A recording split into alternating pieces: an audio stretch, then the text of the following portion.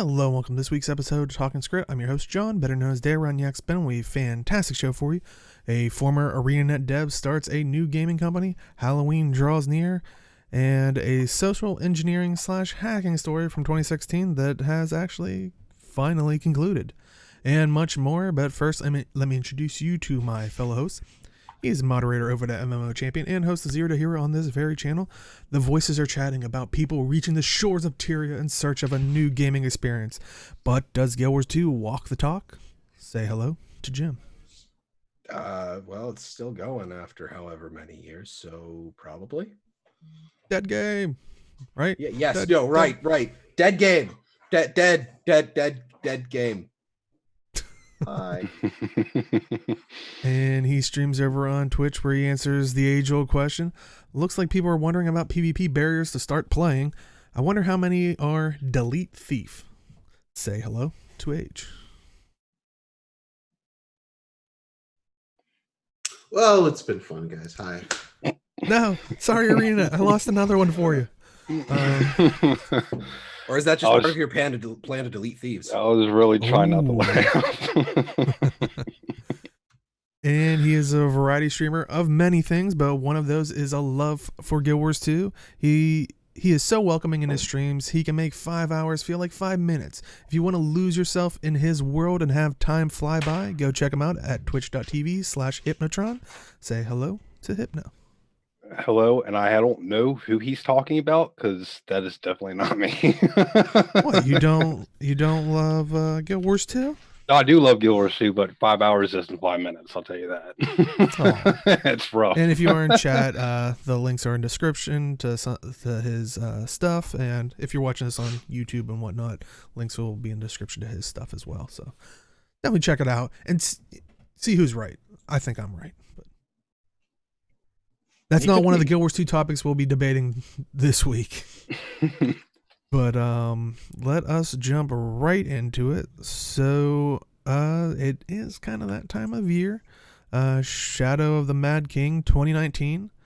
They did release a little teaser, and I definitely love to hear your guys' thoughts and also chats as well, because I know some people were feeling that the teaser trailer was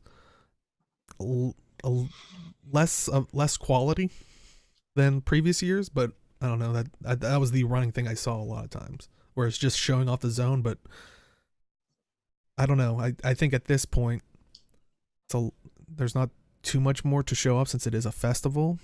But right. For people that don't know, Halloween 2019 is getting closer. The Guild Wars 2 team on October 8th, 2019, from October 15th. Wait, sorry. October 15th to November 5th, King Oswald Thorn's cruel laughter will fill the air as Halloween returns to Tyria. You can play wicked games, tackle the Mad King's clock tower. I think it was just going by. Go trick-or-treating in the labyrinth, venture into the cornfield for Reaper's Rumble, and more. So, I mean, are you guys excited that Halloween's back? Yes. Oh, yes. And Trick or treat bags all day, every day. The labyrinth is amazing for testing out new builds. Yeah. Because just the density in there, and then trick or treat bags. Honestly, I'm hoping. Yeah, I'm with Mofongo. I'm hoping we might see a little bit of new stuff. It'd be nice. Well, I mean, are you looking for new game modes or new stuff to, like, skins and stuff to possibly go after? Well, I'm expecting them to have. Well, I agree with Mofongo. Yes, I'm expecting new skins, because that's literally every year we get at least a couple new skins. But it would be nice to get, maybe just a little bit of stuff added. Like, that's the one thing we always hope for when Super Adventure Box rolls around, is we hope that we get a new world, right? Yeah. But I mean, what else? I mean, what else new besides? I mean, I think a couple weeks ago we did come up with like a weird World v. World thing, but I don't think that could happen this time around. But if it's more like adding on, it's more like adding on to existing content. I don't know how difficult that is, though. I would actually, and once again, don't know the ins and outs of the code or anything like that, or even an option for you saw the little screen or part of the video had the old Mad King dungeon thing. If they could somehow turn that into one of the strike missions, or like, basically Ooh. rate it up. Holiday strike, yeah. Holiday strike Yeah. missions, yeah.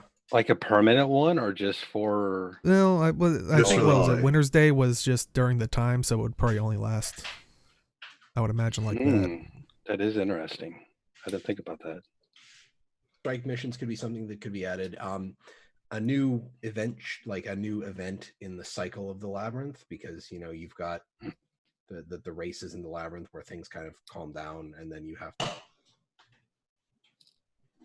something new in the labyrinth, maybe just to go more from like boss, skip the one in the southeast corner, the skeleton or the necromancer. I can't remember which one it is, because everybody skips that. But it would just be nice to see like another event or two added to the labyrinth. And yeah, like chat's saying, basically like Freezy, which was the Winter's Day one for Halloween. So yeah, I would like to see that. I don't know how easy that would be, or if they would just maybe rework a new one, or I'll tie it to Mad King lore, and then you can make it a series every year just to add a new one. I Or kind of agree. every 1 or 2 years. That'd be kind of Mofongo bringing up the bit with Joko. Mhm. Although I don't know if Joko is like perma-dead, because I don't know what happens to your soul, I guess, when you're eaten by a dragon. yeah. And I agree with Chad of it would be nice to see a little bit more lore. Like when people say add new content, I mean, I'd like to see them somehow implement some of the past stories that they haven't been able to re-unlock, that were like a one-time thing each year that progressed the story between him and what's the name, Prince, the Bloody Prince, Thorn. Yeah. Roger. Edric. Okay, thank you, Chad. Yeah, Edric. Yeah. But no, I think we were talking a couple weeks ago when we were knowing that Halloween was ramping up, and kind of like Chad was saying with Joko was, what if I wish they would have been testing it maybe potentially early. It was like maybe a testing ground for whatever the World v World Alliance system might be. Because in my mind, the Alliance system might be focusing more on guilds, of course, than servers. What if it was like at the beginning of the year, or at the beginning of this event, there's a special World v World map that you basically get to pick. Do you want to be on Team Mad King, Team Don't let them pick. Prince, and then Team Joko? That's a good idea. Don't let them pick. It'll be one-sided, I feel like, if you let them pick. Just random it. In. Does anybody know if they have a separate team that works on events and festivals? Yes. They do. They do. So there is a good I know they used to. I don't know about after the whole rework, like rearranging stuff, but I know they used to have the events team. And because that's what I was thinking, because we just had an episode prologue come out, and then they say the next episode will be out before the end of the year. Mm-hmm. Yeah, I think a lot of people. So shorter than their normal 3.5 to 4 months cadence that they've been on. I was thinking, do they really have the time to, with there only being 2.5 months in between? But if they have a separate team, then they very well could give us something new this year. Because they did for Winter's Day, right? We didn't get anything new for the Gauntlet, I don't think. Well, the only thing new that we got was that mini raid, and then everything else was the same. So we could end up getting something new this year. Which, I mean, it might be cool if maybe a rare chance at the raid, because there was something in the blog post besides the teaser trailer. It actually showed a character wielding basically a pumpkin head, as you're seeing here, which I thought that was the new stuff that you were going to get. I thought it was going to be like the new armor that we were going to get. Well, I thought the armor that you're wearing, I thought that was the already established stuff, like the heavy that because that looks like the heavy shoulders that you could get previously. I think the helmet is the only. Helmet and weapons, because I've Oh, is the never weapons seen too? Okay. I've not seen an orange mace like that. The weapons look like they're using the Ascalonian ones. Yeah, exactly. But it's different particle effects, which is pretty cool. I think that'd be cool to have. I would even use those for some of my builds as long as they're not overtly like Halloween-y. Right. But it doesn't really look like they are. It just looks like orange and fire. So right. You know, it'd be really cool. All right, this If you could dye the weapon. Oh, sorry. Or will those be a Black Lion claim ticket set? I don't think so. I hope not. If anything, there'll be a separate thing because they won't reskin and sell it on the Black Lion. That's true. But my idea would be like for an example of a little thing that you can add to make Halloween a little bit more like you've added content to Halloween is that, let's say you're carving pumpkins and one out of X carvings that you trigger like a small mob to come and attack you. There is a precedent for that with the Skritt, the license thing for the random Black Lion chest thing. Yeah. So, but this will just be like an event thing. I don't know if it'll drop anything random. Maybe it'll drop like trick or treat bags. That's kind of an incentive to just like go carve things, but also farm trick or treat bags if you just want to not do. As you're kind of saying that, it makes me think like, and I know for ESO kind of does some of the stuff of using their festivals to push people to like dungeons or PvP, whatnot. What if, and you guys were saying that kind of reminds you of an Ascalon weapon.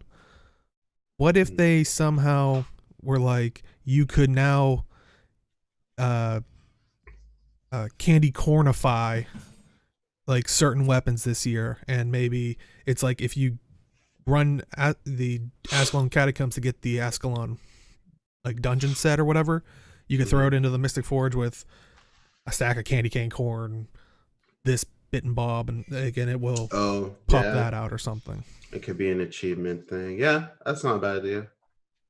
Now, would people want that, like pushing people to content that exists in the game that maybe doesn't get a lot of love, or maybe it could just be a normal thing? Just it makes sense, honestly, because if you're new to the game for the past year or two, you probably only have done Ascalonian Catacombs for the story, because there's probably not a lot of people running the dungeons, to be honest. Maybe Ascalon Catacombs is the exception because it's the first one, but I think promoting existing content and using it for new stuff is a good way to. It is kind of like the dev aspect of reusing existing code for stuff that is new without breaking everything. So right. I mean, yeah, go for it. I would love a reason to go into the dungeons. That may just be me, but it's so hard right now to find people. Didn't they try to do that? Who want to do that? You get like I think wasn't there like if you collected all the armor or something, you got an ascended trinket that was like lore based towards it, but if you do like 3 dungeon paths a day, you get a chunk of gold. Yeah, it didn't. I don't know if it was worth it, to be honest. Nowadays versus other things, you can make gold so easy nowadays. It's ridiculous. QED was telling me that he's got a bunch of people that run dungeons just for the hell of it, I guess. That's good. And I think that stems back to how people don't feel like Guild Wars 2 is rewarding in a sense, because if they're just giving you gold, it's not as rewarding as you just acquire the skin by jumping through these certain types of hoops. Like, at least that's kind of the MMO mentality of. Yeah, but the reason I like Deo's idea is because they don't have to change anything for Ascalon Catacombs. They just need to change something for Mystic Forge, where you put in that weapon, and then the actual candy candy cane. Candy corn. Candy corn. I was doing that in my head too. I was like candy canifying. I was like, wait, no, that's Winter's Day. Yeah. Candy corn into Mystic Forge. I don't know how many stacks, or it's like 3 stacks, or an extra item, or whatever. But you don't have to change anything with the dungeon. You just have to add the recipe to Mystic Forge. And it doesn't lock out people who play PvP or WW because they can just get the weapons and armor to candy cornify it via the reward tracks. And they'll Yeah, get I didn't even currency think to of that, buy it, but- or just the items themselves. Yeah. You know what? They could also make some new recipes since they just got cooking to 500. Use the candy corn for some ascended recipes too. Yeah, that would work. Maybe that's how you're gonna have to make the pumpkin helmet. Cooking like you're literally recipe? have to carve a pumpkin, like a recipe to carve the pumpkin and create a helmet out of it. As long as when Winter's Day rolls around, I can make a shield out of fruitcake. Oh Lord! Oh please Hey, don't. Well, I think they did have Guild Wars 1 skins Oh. like that. Like they had the peppermint one. They And did. That's true. granted, we I don't think they have- had any value, like armor value to them, but it looked good. We have a candy cane hammer, I think, right now, if I recall. And then we have the wrap gifts. Hmm. Which I And still chat think I was need to get. saying, I guess this is what you guys were talking about, was there's a dungeon frequenter which gives 5 gold and 150 tokens for any dungeon, for every 8 dungeon paths you run, and it's repeatable. Okay. So Right.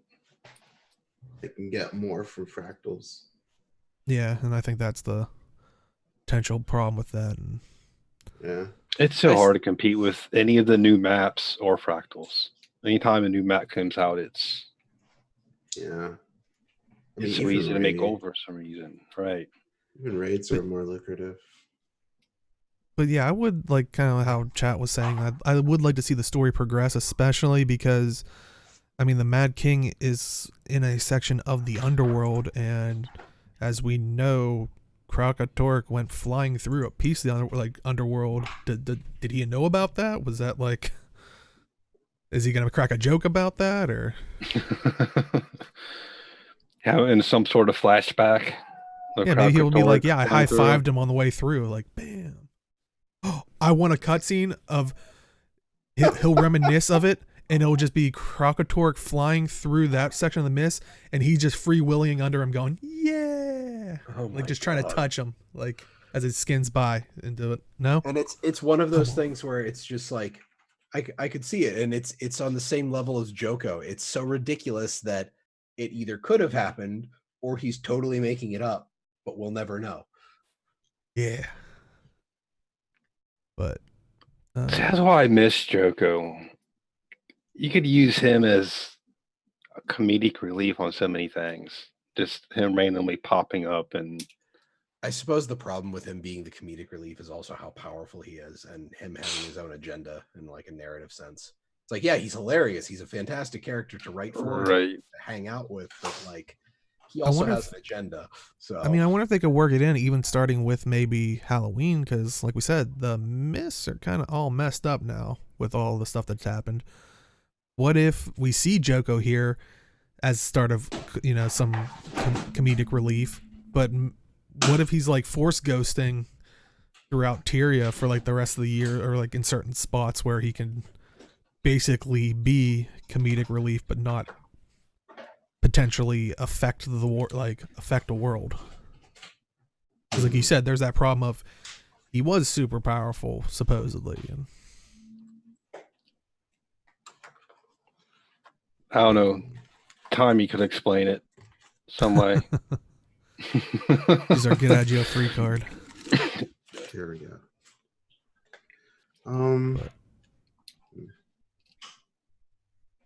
I'm just Yeah, excited for trick or treat bags. Honestly, Yeah, that's, I love opening 10,000 and not getting anything. I know that sounds stupid, but I I just was think gonna it's say. funny when I open that many and don't get anything. I'm like, GG, A-Net, GG. You got me to play 100 hours of this. I didn't get anything for it. And I'll say, is And I'll do it Reaper's again next Rumble- year. Is Reaper's Rumble the MOBA style one that we're talking about, or is that okay? Because at least they brought that back in a consistent rate. And the number of times I said I wanted to play it and I didn't touch it at all last year. I don't even think I logged in during the Halloween event last year. Wow, come on, Yeah. man. Yeah.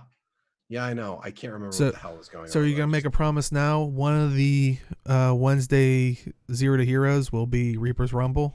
Don't promise anything. I promise nothing. But at the very least, when I'm PvPing, it will probably be with the Halloween reward track at the very least. Okay. God It's just dang like- him! No, I almost had him. Like I can't, and I know what definitely won't- happens when people promise things. And I definitely won't promise to do a 24-hour stream. Oh gosh. Yeah, who would do something like that? And Hypno, you gotta get on that. Nope. No. Oh, I'm the one- I'm the one that I'm talked an age. Jerbro out of doing that. He used to do it. I'm like, dude, that's not healthy, man. Yeah, I think he broke Split his it up into thumbs. two 12s. Yeah. I'm an age. Luckily, Arena doesn't like him playing his game, so when they did a 24-hour stream, the base of the servers went to poop. Oh, that is One time, Dale. Let it go. Well, how many times did you do 24-hour stream though? Once. Well, there you go.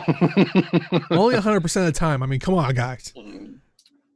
Mac will back me up. Those statistics are flawed. Just a small sample Yeah. size. It means you need to do another 24-hour stream.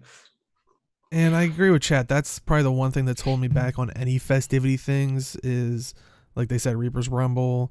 Like, you can't play with your friends unless didn't Winter's Day have that change, or was that still pushed off last time? So, like, because I'm That's- trying to remember back to last December if Toy Apocalypse, I think you can play with friends. Okay. Was there another? I think there was a PvP mode. I don't remember. Well, I was just trying to remember because if they started to figure it out for that, hopefully they would figure it out for some of the other stuff. Snowball fight. That was it. Yeah, I But- don't remember if you could play with your friends it's- there. The one thing people want to do is they want to play with their friends.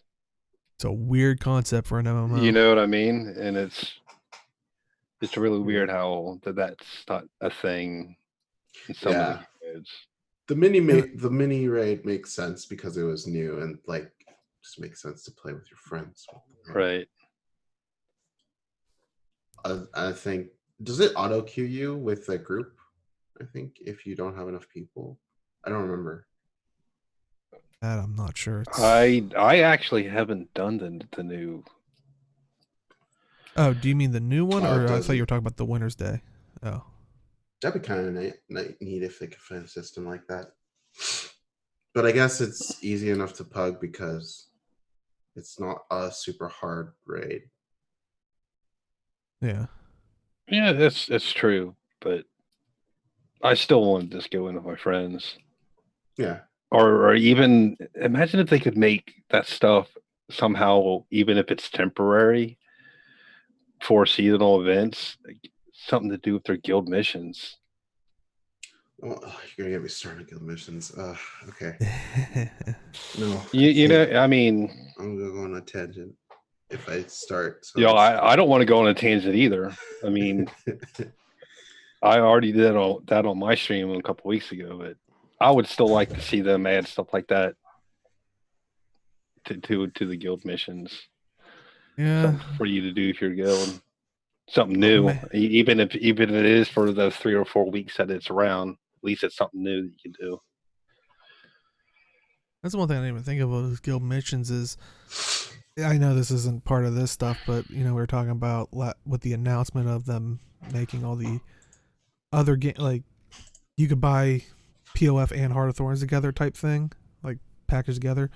Right. Maybe it does seem like they're really trying to bring everybody up to that level, which would squash that problem that we had with Heart of Thorns, where it was like, well, not everybody has this versus this, whereas base game would basically be the, you know, free to play, try the game out type thing. Any other addition would ideally give you POF and hot, and You at least to even try to buy find it from a just- third party store, or you know, Can you even just buy core Guild Wars 2 anymore? maybe from like I said, like a third party place, but I can't think of. I think you can still get it through Humble Bundle. I think just the core game. But yeah, I'm curious to see what's gonna happen. I'm definitely curious of how you're gonna get that helmet or.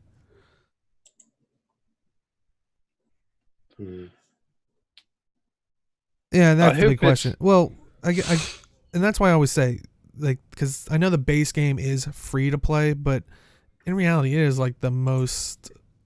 I look at it as a demo because you can actually try out the game as much as you want in that, basically the core part of it, and then all the new features and stuff is coming with the expansions. But yeah, right. that would be the weird thing of, why would you pay for the core game? It does unlock features like whispering and more trade Right. chat stuff, like TP things, and Now I don't think you can $30. buy the base core game, but I know you can still buy, I think on Humble Bundle, the Legendary Edition to get you unlockables and stuff. You can still get that. And the standard edition for Path of Fire, which now includes Heart of Thorns, is $30 USD. Yeah. So You're better off getting that. Yeah. Unless, Ultimate Edition, yes. yeah. I mean, the Ultimate Edition is nice, but I can safely say I don't use any of the shiny stuff. you Unless didn't it's use for- the 4,000 gems you got along with it? Okay, let me reiterate. The in-game Use the buy loads of candy skill corn. and jeez, the in-game skill, the Misfire Wolf and The Misfire Wolf, yeah. the Ritlock Mini, I really don't use unless it's for memeing. Guild Wars is not showing up on Humble right now at all. Not. So it would appear that you can no longer acquire any version of the game for purchase other than getting upgraded to Heart of Thorns plus Path of Fire, or the free version, which is just the core game. So that's interesting. Any other thoughts on Halloween and Shadow of the Mad King stuff for 2019? even if we don't get new stuff, I'm still looking forward to it.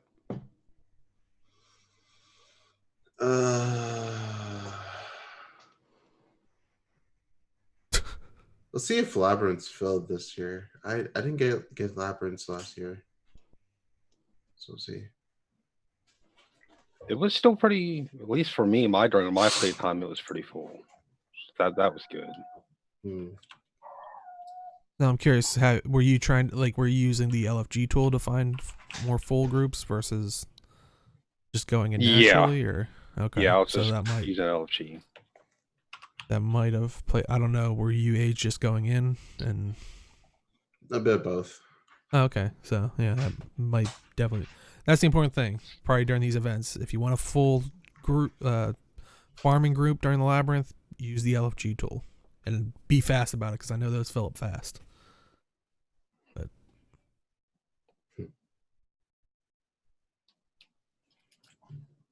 yeah, and it could be a low chance drop. I mean, though, I hope they don't put it in the trick or treat bags. But I don't know. That seems like such an easy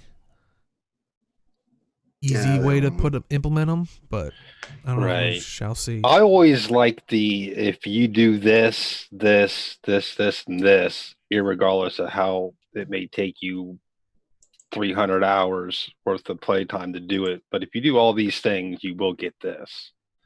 Yeah, I know there's a lot of people are speculating maybe it's like even if it's super a new hard. meta for this year. But yeah, I really hope they don't add it as a drop to the trick or treat bags. Right, because that's just if this feels bad, especially when it's only here for 3-4 weeks, and if you don't get it, you're waiting another year to try again. And just saying, so far they've added, but they've also added stuff that wasn't like that as well. I mean, like the armor pieces? Don't you earn them? Yeah. But also those weapons weren't that low of a drop either, because halfway through the event you could get them on the trading post for maybe a couple gold. I suppose that's the other thing is that people often neglect to realize that the trading post is a thing when looking at drop rates and stuff.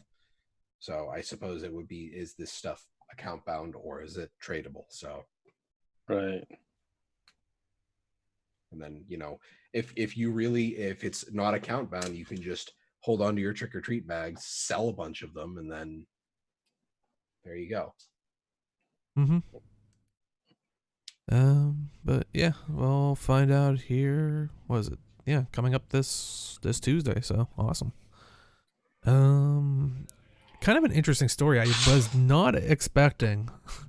Apparently there was a little bit of a Guild Wars debacle. Basically, branching over like 2 years. I believe Massively OP covered it. And they were saying that this one person who at the time was 19 years old accidentally got access to a user account while trying to get one of their accounts banned. Or sorry, one of their accounts that was banned. Yeah, that was banned back from support. And they basically wanted to test how many accounts they could acquire through this support method, and they claimed that it was pretty easy to do this. They tried to inform customer service about this security issue, and apparently no one took them seriously. And so they went the route of trying Reddit, and apparently Reddit kind of, if you're not the popular thing, they'll just downvote you into oblivion. So it sounds like that's maybe what happened. So at this point, they're apparently we're still able to take accounts from support. So they decided to make a big spectacle of things by trying to take Gail Gray's Guild Wars 1 account, and apparently did for some time. Oh, and this apparently happened back in August 2016. And I guess I'll go through the whole story of it, and then we'll just talk about bits and bobs of it. But so 3 months later, I guess this occurred in Germany. So the local German police came to their house due to a criminal complaint against them. The studio maintained that in tricking their way into Gray's account, this person had costed over $1 million in damages, wasted 50 to 70 man hours in support and legal efforts, done irreparable harm to Gray's characters, and caused a negative effect on the reputation of ArenaNet and its brand, thanks to worldwide reporting on the story. So, I mean, this is them telling Massively OP this, correct? Like, is there any... Well, let's go through the whole story, and then I guess I got my questions. But, so litigation happened, and with the individual was actually summoned to court in early 2018. At this point, they were 21. Apparently, the prosecutor has changed a couple times throughout, but in the end, the judge didn't really see a case, and they basically dismissed it. As they use their words, it was basically along the lines of someone went to Microsoft, said they were Bill Gates, and they took the person to their office. So, I mean, so it seems like the legal court system decided to drop the case rather than send it to any higher court or anything like that. But apparently they said that they tried to play Guild Wars 2 again and kind of bury the hatchet type thing. But it looks like they were locked out of all their accounts, which I guess that's what chat is saying, that I guess their account was restored later on. So if that's what you are referring to. Talking about capes. QED was talking about what they did while they were in Gail Gray's account. Oh, okay. All right. Well, then I guess at this time it hasn't been restored or anything like that. But yeah, I guess I know a lot of people. I saw a lot of people saying like, "Oh, this is a big, surprising that this could actually work." And I don't know, from someone that has studied psychology and seen people do stuff like this, you'd be surprised how often it doesn't work. I mean, as I hear a lot of people always say with most arguments of stuff, a lot of people tend to argue emotionally and not based on facts or information. And that's why I think we've said in the past not to use it as a negative thing, but like, hey, if you're talking to, support about losing your account, remember, talk to them like a person. It's a person on the other end. Like, don't be like, you guys are horrible, I can't stand all, like, then you're going to shut someone off. Like, would you talk to someone like that, face to face? It's, so that's using it as a, this person was kind of using it as more of a, in a horrible situation. But yeah, it is surprising how often your kindness can take you. I mean, that is social engineering, which is yes. a form of hacking. It is oftentimes the legal form of hacking, so to speak, because, well, I didn't do anything. I didn't access anything I wasn't supposed to. They gave me this access. I asked for it and they could have said no. And that's the defense for people who are caught in social engineering stuff. If the sequence of events like this is true, though, if he informed support that you were giving me access to accounts that are not mine, and this has been a problem that I have done multiple times, and then he went on to do it again, at that point, I don't know if it's necessarily illegal, but him being banned from his guild, all of his Guild Wars accounts, like anything related to ArenaNet, yeah, I see no problem in them doing that, because I think in some countries what he did might be considered illegal. I'm going to assume. Yeah, I was gonna say I don't know the. Yeah, I don't know the US, law in Germany. Yeah, like in Germany, this is clearly not illegal, because otherwise the story would have ended differently. I believe in the US, this still would have been called a crime. Isn't, yeah, you have like a data protection type of deal, right? So like the fact that he knew what he was doing was incorrect, that he should not be doing it, and he still continued to do so anyway. That's the point where the intent becomes a crime. You intended to do harm. Yes, like he intended to do harm by getting into Gail Gray's account and making a scene. I was gonna say, what was the? Isn't this the plot to? Was it Die Hard 4? The one with Kevin Smith, who's the warlock. There's a Die Hard After 2. Oh, come on! He drops a expedition on a lady in a elevator shaft. It's pretty awesome. Look, anyway, late 80s, early 90s action movies, when they get past 2, really phoning it in, and I kind of just don't watch them. So yeah, but to be fair, by that point it was already early 2000s. But no, I swear that might have been the plot, because they basically had a mobile bus full of hackers, and basically the guy used to work for the government security, and he tried to present them with like all these issues that it had. So, they were like, no, you're crazy, this will never be our problem stuff. So what does he do? He wants to show them by actually doing it, and that's what makes him the villain. Like, that's exactly. Like, you can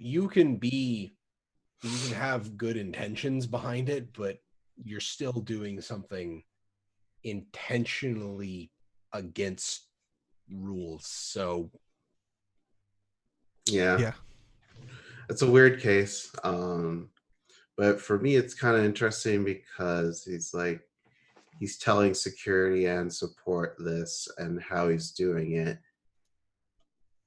You would think at the very least they do a small investigation, but yeah, you would think. Like it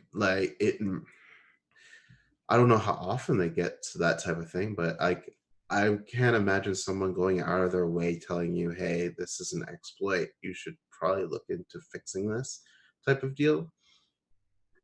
Because it's not an exploit from like the code base, it's an actual exploit in terms of tricking people into giving you accounts. So it's like you need to, and that seems like we need to tighten up how, like, at the very least, there needs to be a procedure that needs to be followed and needs to be a little bit stricter. That's all I would see that needs to be fixed. And then this doesn't happen. This isn't the problem. Yep. But It just seems very odd that they didn't investigate it at all. yeah. Which is probably another reason why the German courts tossed it out. Yeah. Because like he told you and you did nothing. Though, and I've seen this sometimes, and I'm not saying it's here in this case, but usually with like some customer service departments, especially like on the phone or email ones, there is like sometimes there's usually a log depending on their system of who did it in the past. It could have also once again been the failure of humanity, where they could have said, "Oh, that was my friend," like covered for their friend type thing, and said like, "Let's just wash this all away," or like sometimes there is a protecting your coworkers type mentality. Like I said, I don't know the ins and outs of the situation. There wasn't that much to go on in the story itself. I mean, in that case, it'd be like, okay, let's chalk it up to human error and let's tighten up our system. yes. We'll get back in touch with this person, see what accounts he touched, and then we will just like give them back to the right people. And then going forward, if anyone contacts us about missing accounts, we'll look into it. We'll give them back their accounts, and that's it. Like that's all you can basically do at that stage, and like reduce the impact of this problem. Mm-hmm. That's all you can do. But yeah. Now, do you think if this is truly the case that they've been locked out of all their other accounts, is that a just punishment from the business? I mean, it's their discretion, right? If they don't want this guy playing their game, it's like, but yeah. Look, to be fair, ArenaNet can ban you for just because it's a day that ends in Y, and they don't have to explain anything to you. It's part of the user agreement that you signed. Literally any company that gives you an account to anything, they can terminate your access because they feel like it. Yeah, but in this case, it's because it was kind of like an embarrassing thing for them. So it's Mofongo does bring up a good point. If it's worded poorly, it could have been seen as like just a threat, like I have access to these accounts. Yeah, which that is a good point, and I'm sure I haven't worked in a customer service for gaming, but I'm in other customer service positions, the amount of threats and being called names and you're the scum of earth type thing. Wait, are you saying that people get angry? People who play video games, they get angry a lot? Yeah. Yeah. Well, it could be more highly charged than just people feeling like their time is being wasted normally, let alone that. I could see it being, if they're seeing that stuff already, and then like Chad is saying, then this one of a threat just kind of gets chalked up to, okay, another threat on my life. Okay, well, next one. Another person is angry on the internet. Next case. Yeah, but like I would agree with that. But then like if you contact support, and then you contact the lead support, and you contact lead security, and you try to put a post on Reddit, and they see all of these things. Well, I don't know if they'd see it on Reddit because it would just be the Reddit moderators that would see it. I think in the OP article they said they had visibility on it. ArenaNet saw it at some point. I don't remember. Did they respond? Like, how do they know that exactly? I don't remember. I have to go check that article again. Yeah, but I'm pretty sure somehow someone saw it. Yeah, I'm sure somebody linked it. Yeah. And yeah, Chad, I agree. We're not trying to defend the idea either. We're trying to look at both sides and. Yeah, but I do agree with the language barrier and like the idea of a threat. Like, yeah, that does make sense that they would wipe it away. But from my perspective, it's just that there's like he tried so many different avenues to tell them that it's interesting to me Yeah, but like I said, once you go down the route of there's only one way to do it or show them the problem, the error of their ways by actually exploiting that, it's like, Yeah. yeah, now you just became the villain. Like you became like, Yeah. Uh, Of course, we don't know ArenaNet's process of handling situations like that either. yeah, that's it's true. It's I just mean, interesting. and that's more it, the it, business it side is of things. I know from other, like I said, once again, never did a customer service job in games itself, but you send it. It's like, oh, here's a problem. I escalate to my one manager, and then they're like, oh yeah, that is a problem. Oh, we should take it to the floor manager, and then like, then stuff starts to get lost in the translate in right. the movement of this stuff, and yeah, who knows? Well, Like, yeah. and like I said, I don't know if that's the case there, but I know that's Well, been an issue in the past. if what he said is true, it wouldn't go as higher than support staff and security because it's not a coding issue, so it wouldn't go up to like developer level. It's not like um, it's a death threat, so it's not going to go to like authorities type of thing. So it seems like it's so weird to me. Is support actually handled by ArenaNet employees, or is it an outside? Yeah, that was gonna That's be my next also a question. good question. Um, I that's a really good question. I'm not sure. I think if they had 200 to 300 employees, maybe like 20 to 30 of them would be supports, but I could be wrong about that. Apparently, the thread was there. There was a DM sent to Chris Cleary on Reddit, and then in another thread, ArenaNet's Michael Henninger publicly admitted to not believing the post and was corresponding with the person in question, and he Okay. provided the ticket number, and Henninger apparently refused to believe it because the last post in the support ticket was to deny access to an account, and the guy said, see, support did what they were supposed to, which somebody, like the guy responded, yes, after they had already given me access to 2 other accounts. And then they never got a response from anyone at ArenaNet after that point. So I will admit, were I in the shoes here, I don't think I would have pursued this for 2 years into legal stuff. Just because there is clearly a process problem in support. Yeah.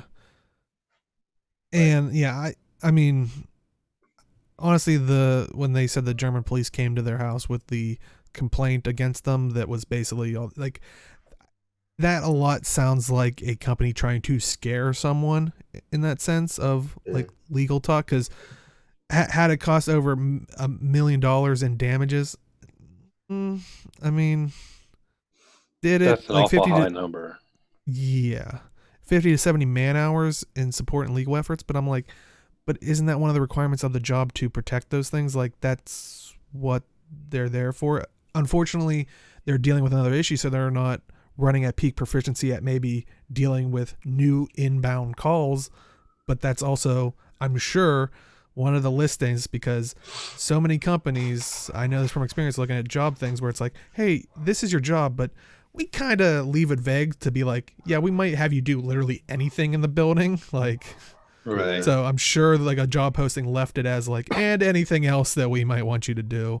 So, but yeah, it would have been the 50 to 70 hours in terms of figuring out if this is an actual problem versus the additional spending millions in legal and reparations and things like that. yeah. Like, to me, I feel like this is a problem that they could have avoided entirely, but it's just the decisions made led to like this weird conclusion. Yeah. I mean, I'm glad that it's now getting the attention, and hopefully it has solved some of the issues there. But I mean, I've seen this happen so many times when someone shows someone, like, I think it happened with like Xbox or something, or Microsoft or something at some point, where they're like, hey, I showed you how, like, this is how you get into your system, and they don't actually even do it. But then all of a sudden that you see them like get like banned from their services or something like that, like Xbox Live or something. It was either that or like PlayStation at one point, where it's like, hey, I found a way where I can like hack into your thing and get all your stuff. Here's the screenshots how I did it. I did it on like a dummy account that now here's the information. You can feel free to delete it type thing. I'm not keeping anything. And then they're like, well, now you're just we're bricking your console or something. Like I swear I've heard like a story like that where they show them and they try to do it the nicest way possible with. Yeah. You know, Microsoft could be extra picky about that. Well, like I said, I don't know if it was Microsoft or I felt like it was one of the consoles at one point with like some of the tech companies don't respond to that very well in a general sense. So Right. it could have been any of them. Yeah. I know it wouldn't have been the first time I heard Xbox breaking the console. So and Chad is right. In hindsight and retrospect, a lot of things can be avoided, which may not have been evident at the time. And that's the thing. Yeah. Us seeing it now, it's like clearly the writing's on the walls, but it's right. Yeah. Like I said, it could have been their process on how the process was handled. Did they even have anything set up as far as how did they handle something like that? And that could have very well been a situation they didn't think of. And Yeah. I mean, companies can't think of every single thing when they set up their customer support and how to handle every single situation that may come up. I will admit, this does kind of remind me of the experience that we had when we were getting the guild name changed. Well, and I think we've talked about it in the past of like, it's one of those wonders that like if you try to treat someone like a human in customer service, they're usually more willing to help you out. I mean, and that's what I was trying to hint at was like we've done that kind of stuff in the past of like, treating someone, with civility and like an actual human on the other end. Whereas some people that shout at it, it's like, I'm going to do what I'm required to do versus, hey, I'll go the extra effort to help this person out. They're actually they're actually pleasant to deal with, like, during all that time. Right. But yeah, I think it could show some people how much talking with the person, giving them thank you, saying kind words to them can get you. I wouldn't recommend going this far ever in any situation, because as you can see, in this situation, yeah, they only are not able to play, Guild Wars 2 and probably Guild Wars 1 stuff. But if it's another company or something, things could be a lot worse depending on what you're trying to break into. I mean, also in hindsight, he probably could have went about it if he had that type of information and was being sincere about wanting to get him that information. Could have went about it a different way.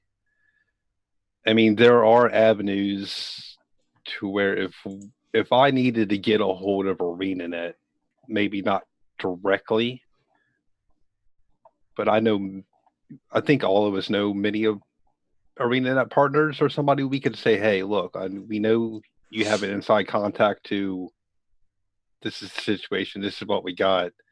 Is there any way you can get them? They'll believe somebody like, Putting there had to have been.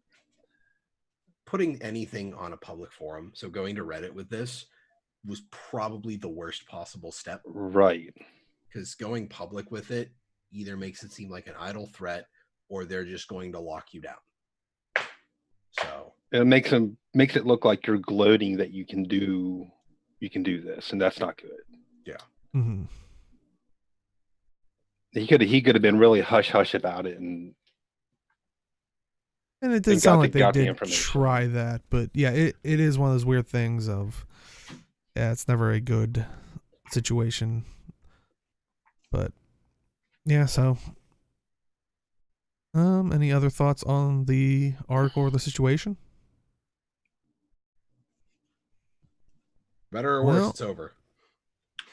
Yeah, it's but yeah, so the next topic we're going to talk about is, I think, what a lot of people are thinking is going to be the fallout for some other issues in the gaming industry happening currently. That is a delicate. That's a very delicate way to put it, Dave. That's what I was thinking. I'm like, that's about the best way he could do that. I'm shooting for a PR job at Blizz.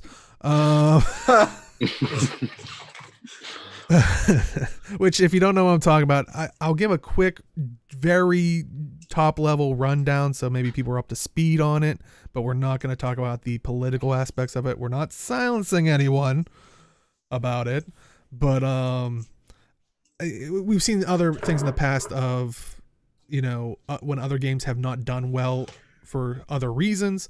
We've seen an influx come to Guild Wars 2 and other MMOs, and a lot of people are basically speculating that it's might be happening with World of Warcraft, which is a Blizzard game, what was it, this past week?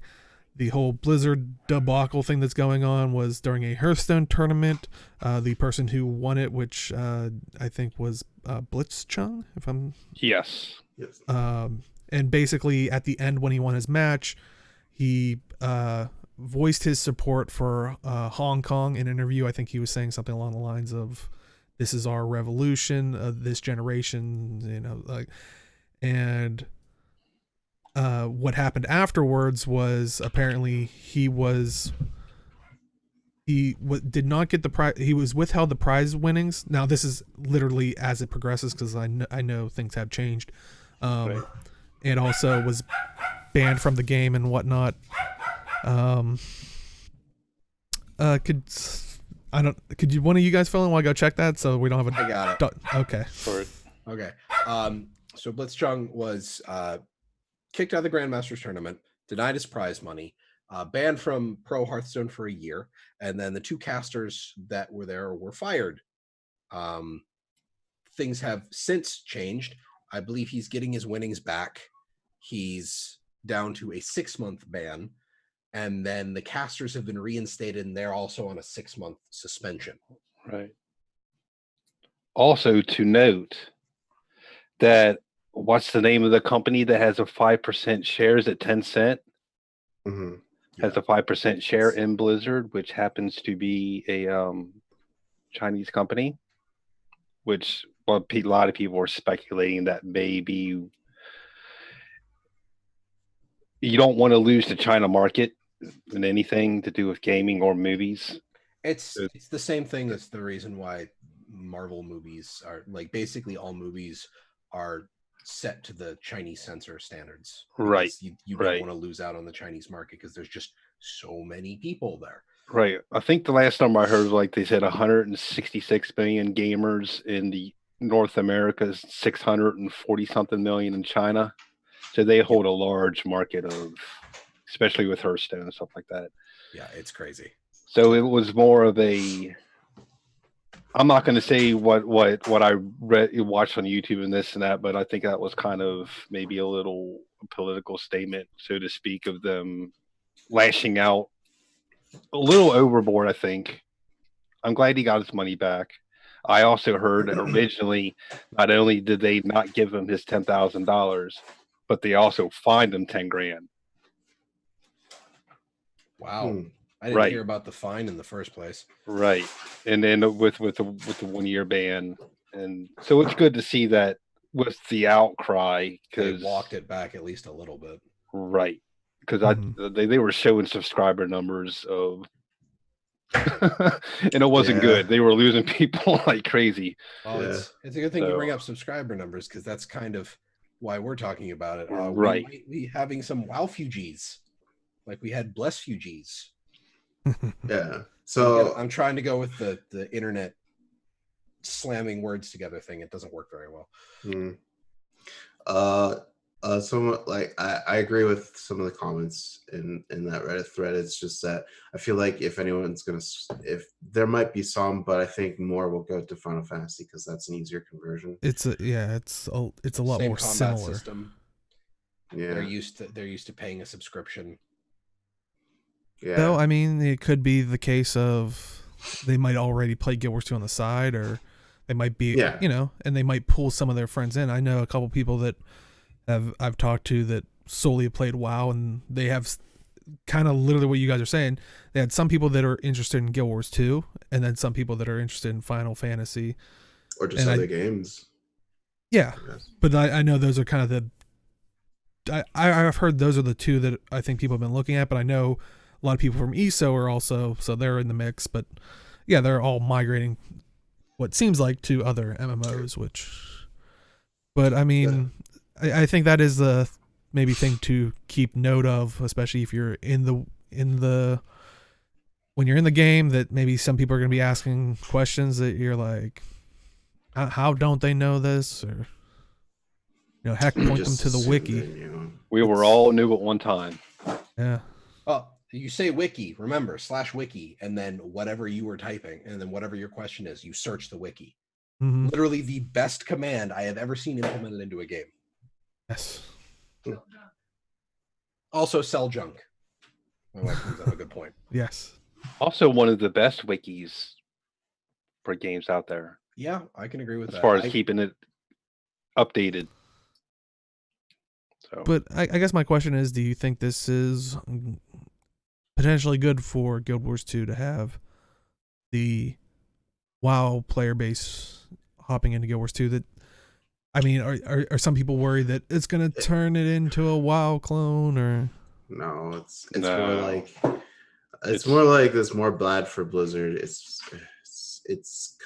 because this is obviously an issue that you did not you wanted to quickly solve the issue in order to conserve your Chinese market, but you also made an extra response just to not lose faith and get the bad PR that you're getting now. So especially with like other industries having the same issue.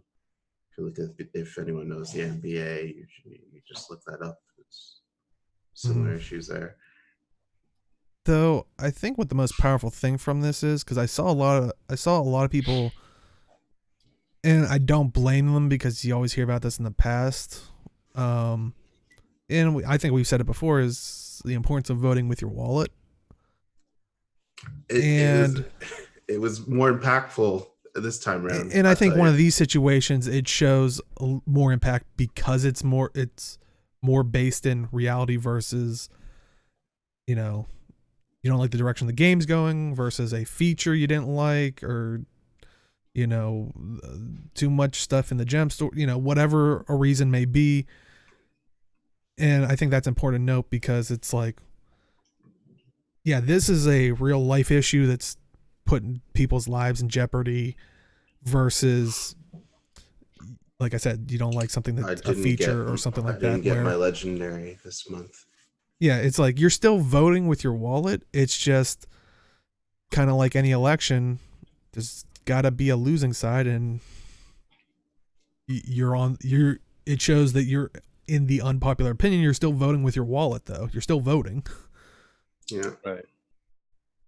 But yeah, I think this does go to show that, like, because I remember seeing people tweeting about, I guess, some stock apps and stuff where literally there's like like the Blizzard staff was just like sell, like get out while you can, like. Yeah. So it was like Apple, Gap, a bunch of other ones as well. So yeah, so it's, I think what we say all the time, in the end, they are a business. At the end of the day, the higher ups, that's what they're gonna see the most, is the amount of money coming in. Our industry, like, I know the other industries are interesting, but our industry is very interesting in terms of today. Not to get on a huge tangent here, but we can talk about it later. But it's just, I find it so interesting with all the different types of monetization. We're hitting like a boiling point, and now we're bringing political opinion into the industry as well. So it's like, it's very interesting, and it's very weird in how we're going. I can't say progressing, because like it doesn't feel like it at this point. Yeah, and yeah, we have had people coming from WoW before. It's just I think this is probably one of the bigger potentially Reasons. mass exodus type things. And I mean, if they want to come out and hang out in Guild Wars 2, more power to them. More Yeah. people for us, the better, you know. especially hey, base game, it's free. Just hop in, try it out. If it's not for you, Right. Yeah. For $30, do like they it, can have access to exactly. the entire game. Yeah. Is the TED Talk over? This has been our TED Talk. This segment sponsored by. Oh, you actually want to talk post show now? Well, you can talk about it after for sure. Yeah, we still got a couple of things, which kind of makes me. I mean, any other thoughts on the potential WoW influx? Yes, but for later. Okay. Right.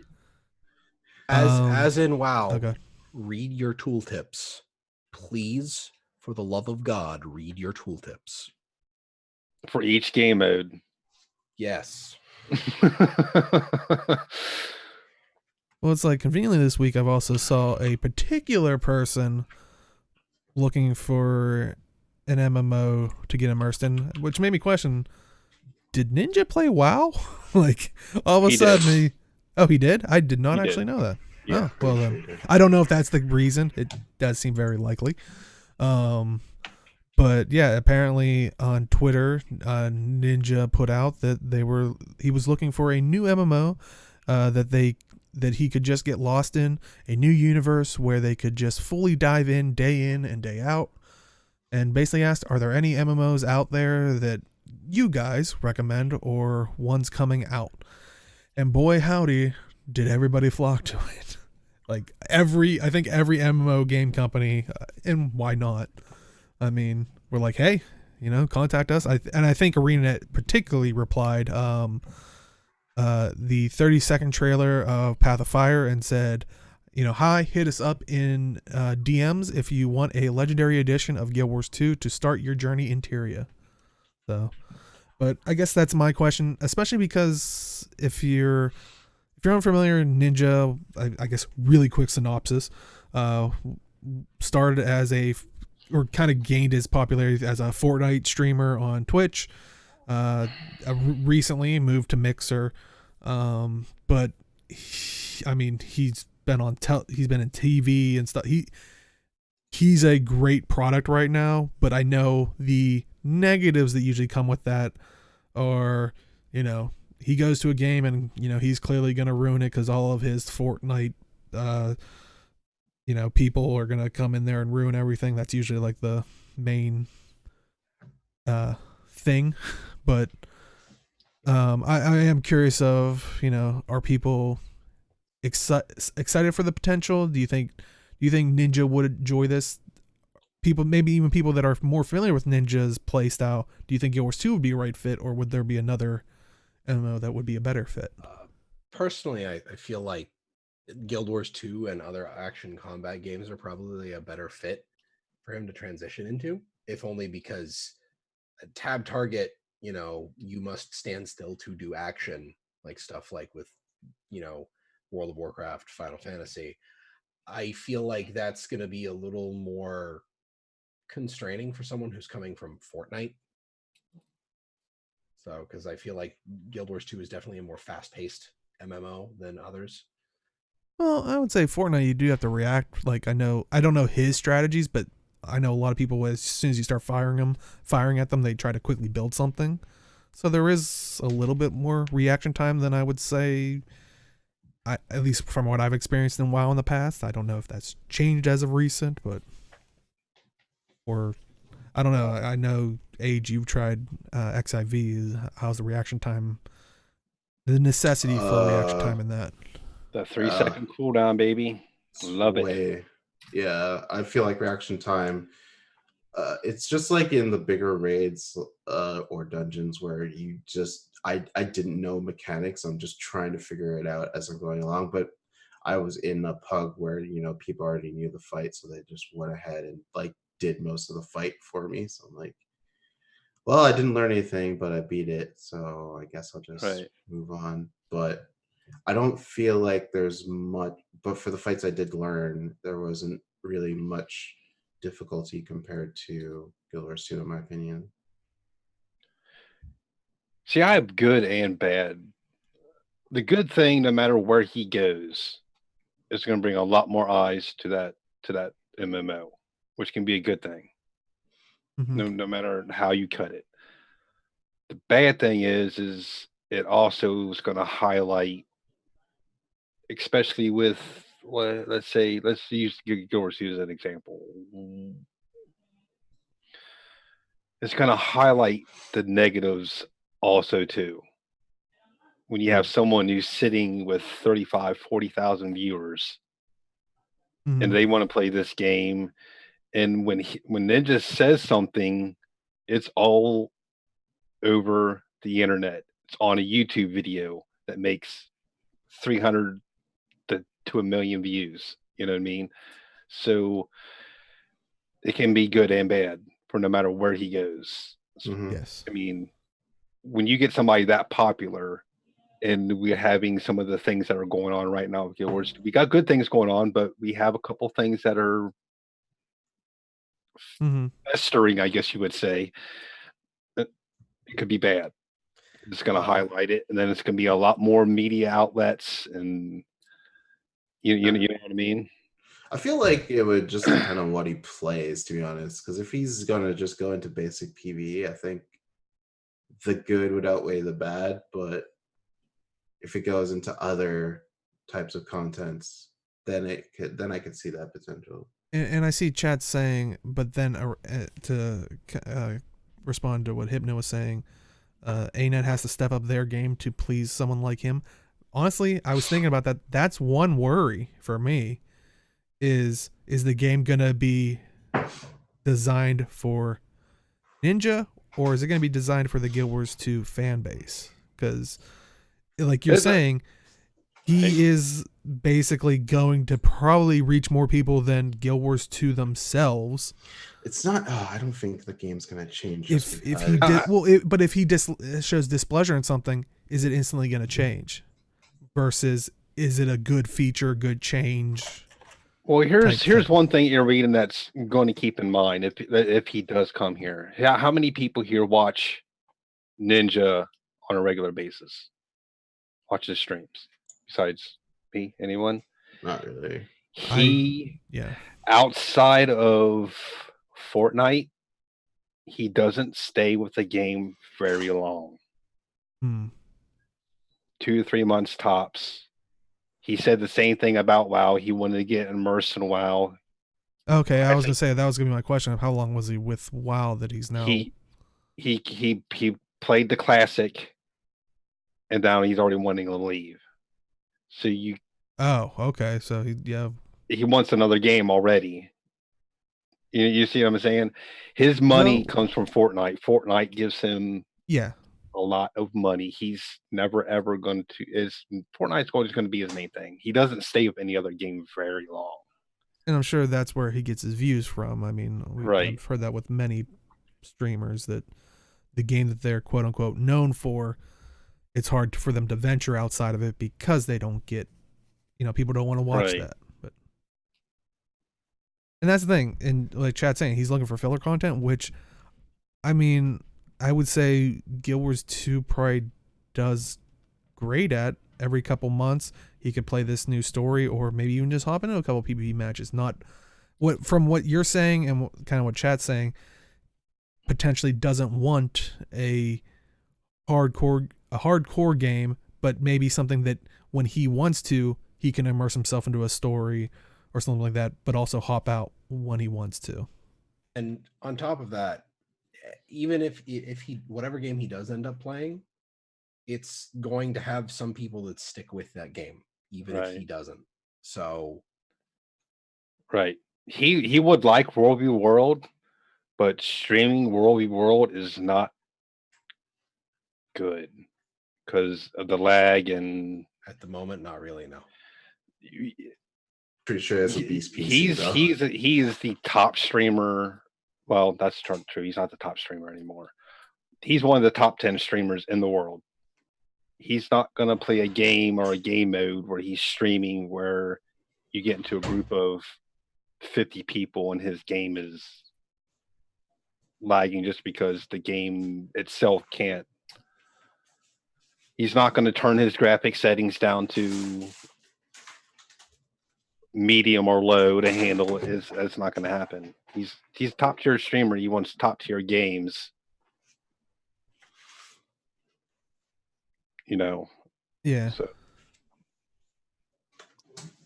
And Chad does bring up a good point of the issues we've seen in the past of Guild Wars 2 can be rough in any aspect just because of visual clutter and noise and like the visual noise of things.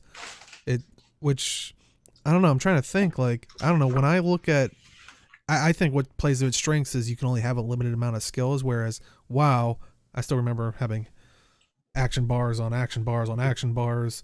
I don't know about XIV itself, but when I've seen like some of the raid things, it reminds me of WildStar where I just see circles lighting up and go, like, I don't know. For me, that's a lot of visual clutter and noise, but that's also because I haven't had time. I haven't sat with XIV. I haven't played through it to understand that stuff. But I know that's always been a common problem people have said with, we've seen it in the PvP tournaments and stuff where people don't really know what's going on type thing. So I'm sure he's also looking at that as a streamer. It's like people don't understand. I just don't know how someone like him, and I mean this in a good way when I say like him, would actually have time to invest in an MMO with all the sponsorships he has to do, all the public appearances, and he's he's married, he's traveling the world for different things. Well, I think that's why Guild Wars 2 might play the most to him because. But him getting to that level, would he have even time to even get to that level of getting this ascended gear? And he doesn't. Is that his goal to do that? Because from what it sounds like, he just wants to have fun from time to time in a universe where it's not gonna. He's not. But is really leveling 0 to 80 fun? Well, but that's why I'm thinking with Guild Wars 2 I think Guild Wars 2 has always done the best as you pretty much feel like the end game starts at level 1, like you're fighting some pretty big monsters. Granted, the AI gets a little bit more hectic as later on stuff because it has to challenge you. And I know Chat was saying earlier that the base game is like bad. It really starts when mounts happen. For me, I've gotten bored because of mounts, and that's personally. And then again, an arena that very well could say, "Hey, look, we'll give you an account. We'll give you all this stuff so you can hop right in and start trying." What we need to do, we need to get Ninja to go in and play. Could see them doing that too. We need Ninja to go in and go play, and we need him to go there and go, man, I wish I could play this thing called Season 1. And then we get it, right? Come on. Ninja, we need you. You know what I mean? I could see them doing that just to get him into that more interesting content as far as viewers go. People want to watch, fighting bosses and stuff instead of killing some. And I know that, and Chad has bring up a point that has puzzled a lot of people is, what is this legendary edition that they're talking about? And I could not find. Yeah, they probably meant Ultimate Edition. Ultimate Edition. They just probably have it. They probably meant that, but. And I guess my other concern is the legendary means he gets all the legendaries and. Well, weirdly, that's my one concern is I know a couple other streamers that bigger streamers that kind of came to Guild Wars 2, and a lot of people would send them stuff because you want to support your favorite streamer, kind of cool thing, and sent him a bunch of legendary, basically a lot of legendaries, and he kind of didn't have anything to go after, and then they left. So Angry that's Joe also was one of them. And that could be potentially also a problem, especially with someone on the caliber of Ninja. It's like. I mean, if he does try it out, it'll be good. Yeah. It could be good for the game. In the end, he'd probably play it for like what Hypno said, 2-3 months, but you get eyes on the game, and that's kind of the main point of any MMO company telling him, hey, you should try our game. That's kind of the point. Yeah. Right. And like I said, from a gamer standpoint, if that's what he's looking for, maybe 2-3 month stints, I think Guild Wars 2 would be the perfect thing because you can't really fall behind, especially, Right. I mean, I know for him, he probably would be so busy, he probably wouldn't be able to hop in to unlock certain things, and maybe every once in a while. But to throw maybe 200 gems at it to unlock it would probably not be a big deal for him. Right. I'm pretty sure he'd be fine with buying Living Story if he needed to. Right. And like I'm sure Arena would be more than willing to. If it was me, I would help him out as much as I could, like giving him as far as like story content and stuff, giving him all that so he didn't have to pay for it. I'd make him pay for it. I mean, it's like we don't treat you any other way. well, It's let's like, say we'll give you legendary edition. Like if you look at it from a business perspective, if we give him $100 worth of content for free in front of 15,000 people, if 100 of those people want to start playing the game, what are the odds they're going to make that money back with 100 people? Pretty darn good. Yeah, they're going to make their money back no matter what if he starts playing. So right. So yeah, I guess it's not the worst thing in the world. But I'm just saying, from my perspective, it's like I gave him Legendary Edition. He has gems with that. He can just buy whatever he wants. Right. Well, I haven't talked it over with the other people with MAAD Realms, but Ninja, if you do come to Guild Wars 2, hey, we'll make a Mixer account and we'll invite you on the show. We'll be our only show on Mixer, like, because I know you have beef with Twitch, but to be fair, he has a reason to have a beef with Twitch. Yeah, no, I didn't say he didn't. I'm just. But fantastic do like a one-off for me to transition off the show because I have to get going. What? Okay. Yeah. I have That's to leave early. Yeah, I know. But Age, I leave all the PvP talk to you. Okay. I don't know if Hypno does PvP in Guild Wars 2. Oh no. Okay. So you're gonna have to, I'll take care of the PvP talk. I mean, I don't know if right. you know this. I'm kind of a big deal in PvP. It's Said no one ever. Anywho, chat, y'all have a fantastic weekend. I'll see you on Wednesday. Gentlemen, great show. Have fun. I'm going to screw up the cameras now. Bye. yes, you are. All right. Not screwed up on my screen. Oh, it is for everybody else, and I'll have to maneuver the. But as we talk, or as I move all this stuff around, any other thoughts on Ninja possibly coming to? Yes, if he starts playing Guild Wars 2, I'm going to ask Ninja if he could specifically ask Age to make that thief video that he's been promising us for over a year now. I know if Ninja says ask, he'll do it.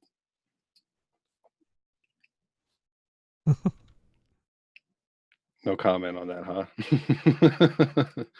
Yeah, I was gonna say. Well, kind of like how you told Jim, don't promise anything. That's true. But he did promise. Oh, snap. Age froze. Age, don't you leave too. Think the app broke. Oh, he said think the app broke. Oh. Well, that's kind of that's really convenient, isn't it? I thought he was really good at that. Dang. I was like, he is holding strong. Oh, that man. timing was just very coincidental. Yeah. But all right, well, I have 2 ages. Oh boy. There you go. There we go. He Froze up on me.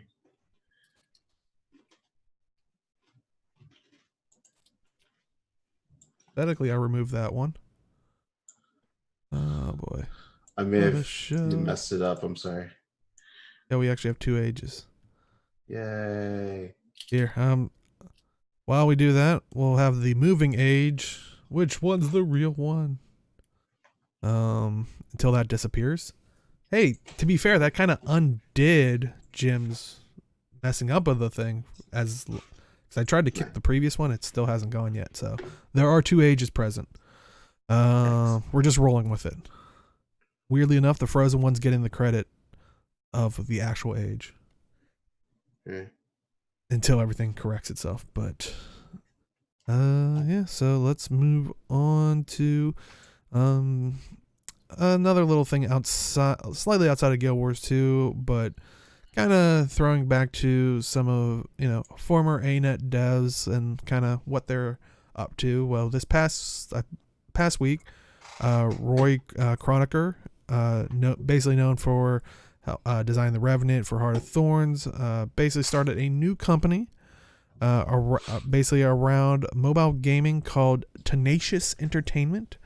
They raised $3.3 million, and Roy has a specific vision for developing mobile games with PC and console concepts.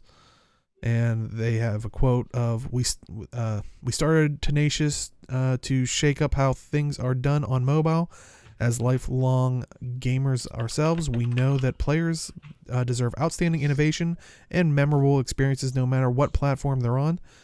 That means taking concepts that are proven on PC and consoles to the next level and capturing what gives them mass market appeal with unique design made for satisfying bursts of enjoyment on phones and tablets.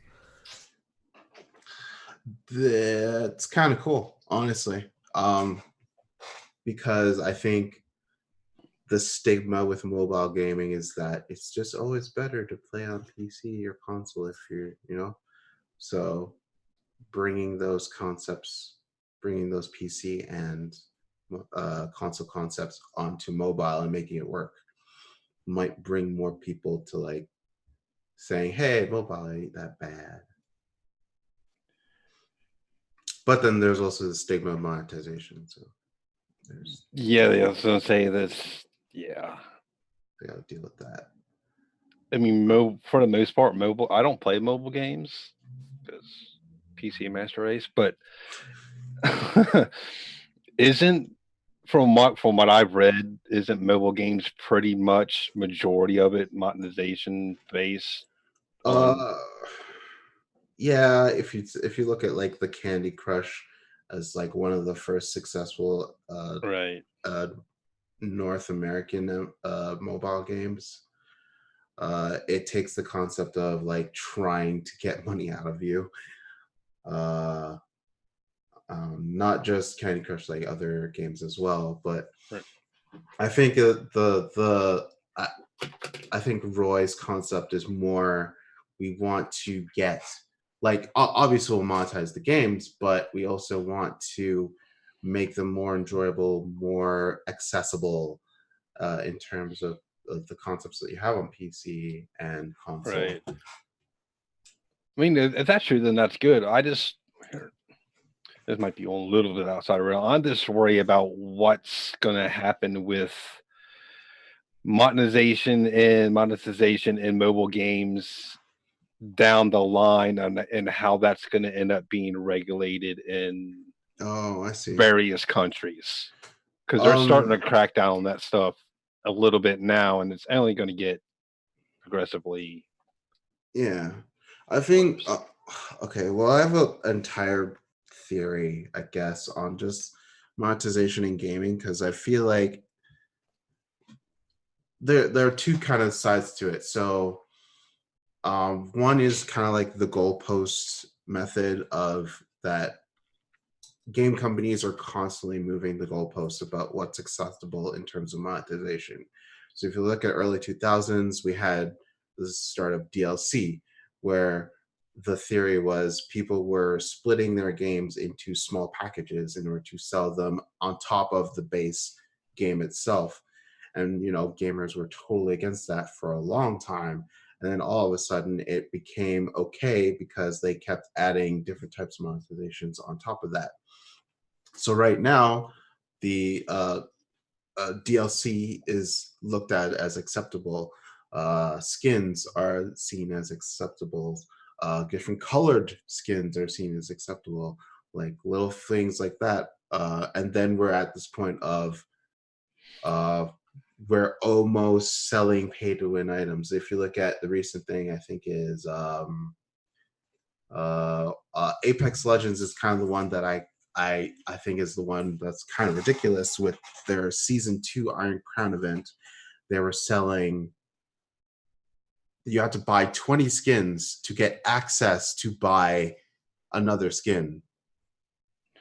What? So we're getting to that types of level of monetization. So it's like, and we're at a point where we don't want the gaming community as a whole doesn't want to move that goalpost to that point. It's like we're kind of cracking down on it. So I think we're reaching a point where gamers have had enough of the monetization methods that are being added to the games. I think Battle Pass is like the last acceptable method that people have accepted as like it's part of monetization now. But then you have games like League of Legends who have to like sell that for $20, and and that's not. And it's I have a lot of questions. Well, I guess my question from that is, how do you expect them to but that's keep the a game thing. running and monetize it or make Exactly. money off of it? Exactly. But the thing is, the gaming industry is still an industry. They want to keep making more money. But at that point, it's like, how much can you push the envelope, I guess, in terms of way? Because there's no monetization schemes that are being, we're going way off topic, but it's Well, I was gonna say, I think it applies to Guild Wars too. I mean, we've just a couple weeks yeah, ago had that's the true. talk about monetizing the additional templates, and constantly comes up with the gem store, which, I mean, Yeah, but it's more like where we're going. It's for monetization. I don't mind monetization, but it has to be in a way that doesn't feel like I'm being gouged, right? That I'm Right. mhm. like, and it's hard to see how games are going to monetize their games in the next 5 years without that feeling, because there's so many different things that we can look at. So it's like, and then there's a fight between like build templates is a perfect example of like what should be free in the game versus what should be monetized. Uh, should you be selling weapons in the game that you can get in the game in order to get that you're just paying to get, like, advance, or are we getting to the point of we're going to cross the line of pay to win? There's like a lot of And different I think that's always that avenues. weird thing of, because people will feel gouged, because since it's a feeling, people are gonna feel gouged at different levels. Like some Exactly. people, tell me how Path of Exile is such a great game, and I'm like, I'm not paying $30 for a hat that I can use on one character. Whereas then I go to Warframe and buy an accessories pack, which is literally Yeah. a cape and maybe a skin or something here for around $50. Yeah. And that's one of those bundles that you can't earn in game. Then there's the other stuff that you could potentially earn in game, but that you could pay for with, It's But yeah, it's one of it's those weird things of, it's a cosmetic only. It's like, why for example, am I okay with that one over there, but not okay with, you know? And I think everybody hits those marks depending on I, what game they're playing. yeah, and I think like definitely the more you enjoy a game, the more you're willing to pay, like to give them money for like a cosmetic or something, just because you enjoy the game so much. So, like Deo, for example, will pay more in Warframe than other games right now, just because he really enjoys Warframe right now. Uh, You can hear me uh, talking about it with Age on our Warframe podcast on Tuesdays. Now weekly we're trying it out. But anyway. yeah. What? I didn't say anything, but shameless plug. But we, No shame. well, on my end, I guess. So we're just getting to that point. I feel like we're just getting to that point where we're hitting a peak of gamers are kind of fed up with monetization, but the industry is also going to try to make more money and more money because of investors, et cetera, et cetera. So how do game companies make the monies, but Yeah. also don't step on our toes or our feet at this point? Right. so blatantly. So that's kind of where we're at. So trying to get back to the mobile gaming and the new Tenacious Entertainment. I think if mobile games are going to proceed in future, they got to get rid of that. Like, oh, you can do this for a day, but if you pay, you can unlock the next 24 hours. Like it's kind of ridiculous. That type of I Right. hate that type of monetization. That's really stupid in my opinion. But it gets you playing daily. I understand the methods behind the madness, I guess. Mm-hmm. But I think we're us as gamers are kind of to blame as well, just because we kept letting it slide for so long. We always talk about speaking with our wallets, but like I do It is speak a with very my hard wallet. thing to pull off. Yeah. So Right. unless it's something like the recent Blizzard thing, where like there's a actual very visible difference in terms of people speaking with their wallet, nothing really changes. Because let's say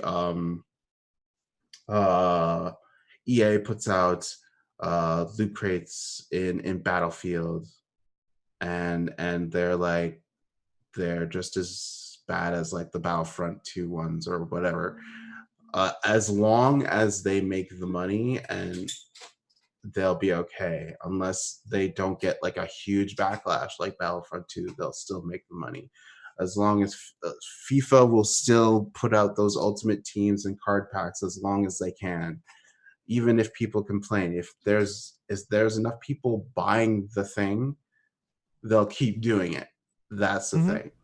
And that's the thing. Voting with your wallet works, but it also works to show how little your voice carries, which I know sounds mean, but it is the truth of, It's just, I think everyone's voice matters. It's just that enough people need to have the same opinion yes.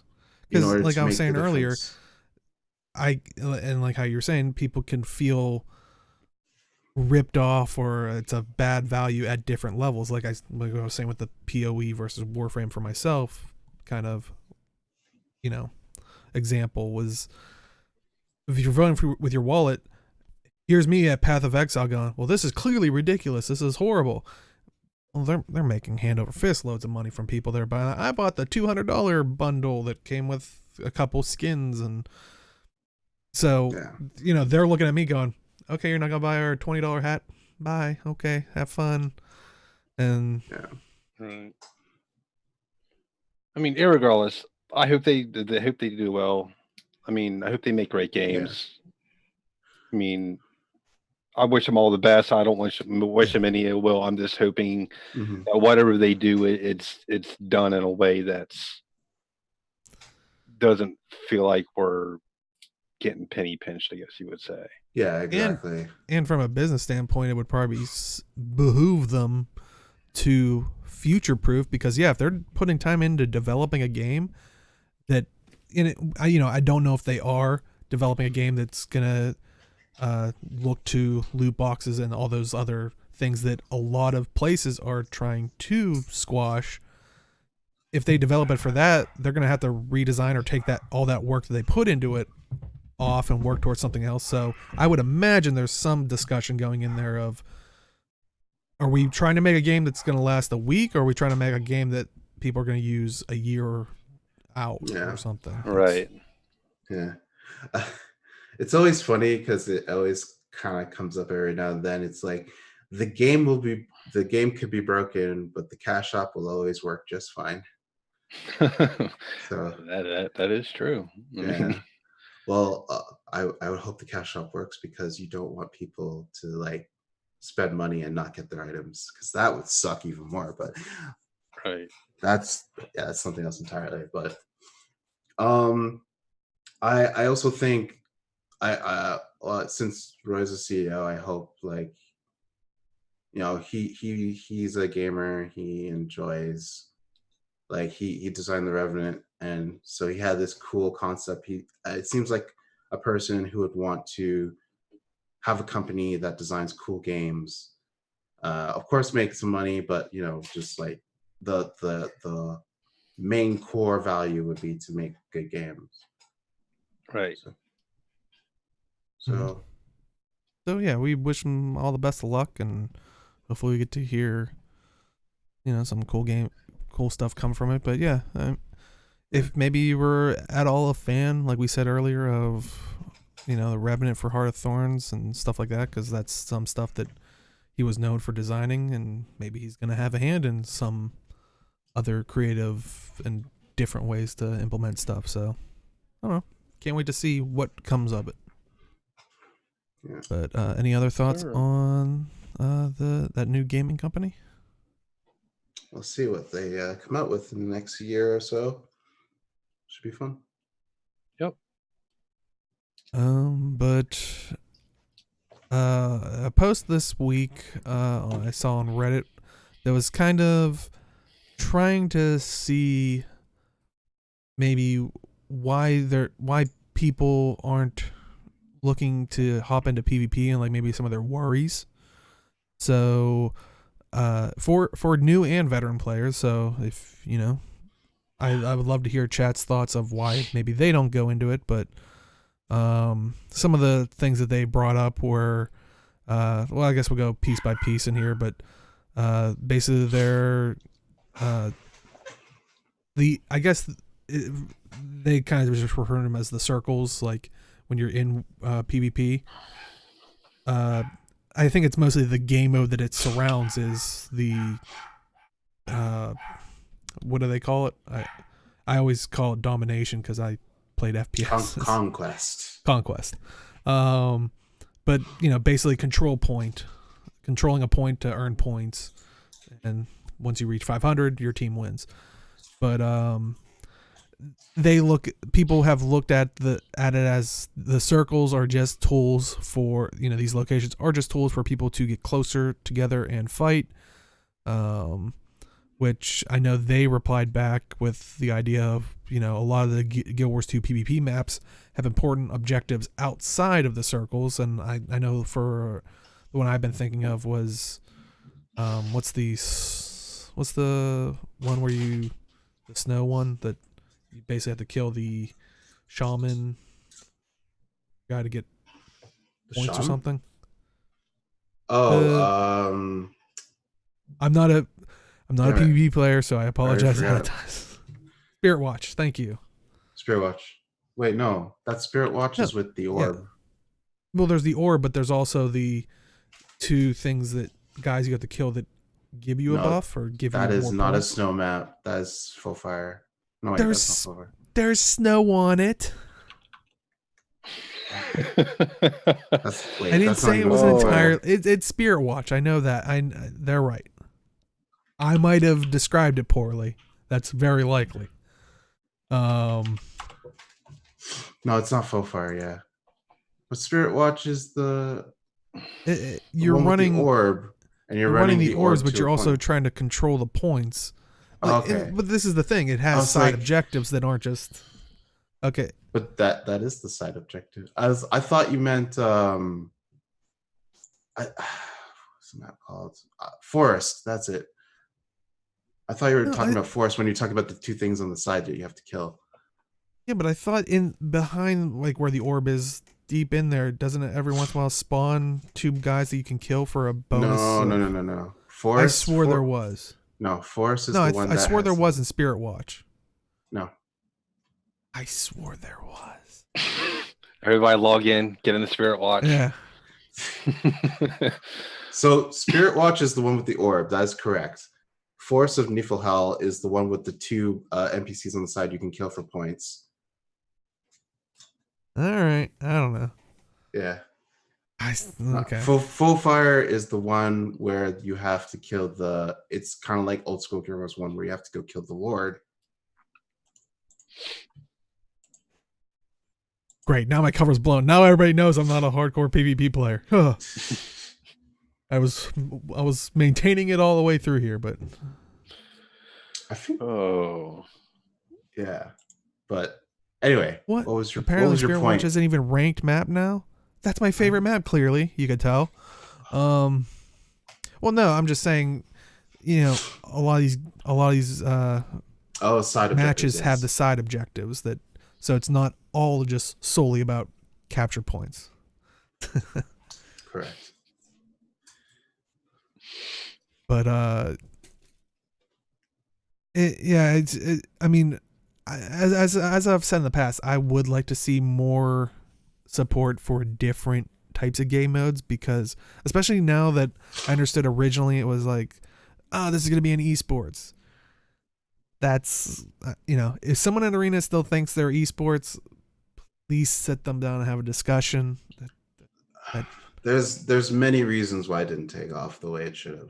Yes, I'm not saying it's just solely this, but it's just I would like to see them play around with some other game modes. I actually was one of the few people that enjoyed a difference of style with Stronghold. I know there was issues with it, of course, but I would like to also see stuff like, simple things like capture the flag, which you kind of do get from Spirit Watch with the whole orb thing, but it still centers around the idea of you need the points captured to score the points. And like I said, from my experience with like other shooter games, like in the past, like Unreal Tournament and stuff, you had like assault and defense type games where there's basically 2 rounds of how fast can you break into these people's stronghold, or it would almost maybe look like a World v World thing. How quickly can you break into there, finish an objective like kill an NPC or do some kind of objective, and then the tables flip. Can you defend it longer than the other people can assault it?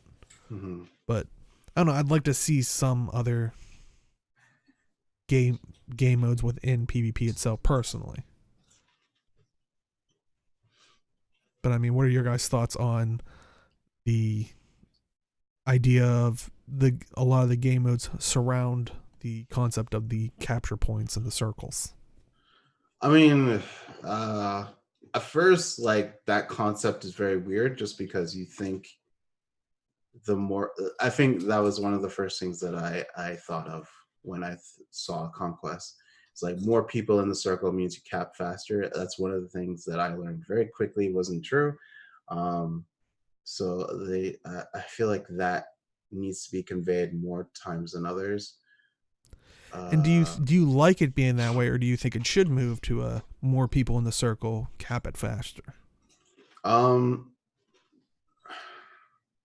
It's hard to say, just because we would have to kind of like if that was implemented, then you would have to think of, do you decap with more people? Does it work? Or then do you just go into the Zerg mentality of just like destroying the other team and then just capping with 5?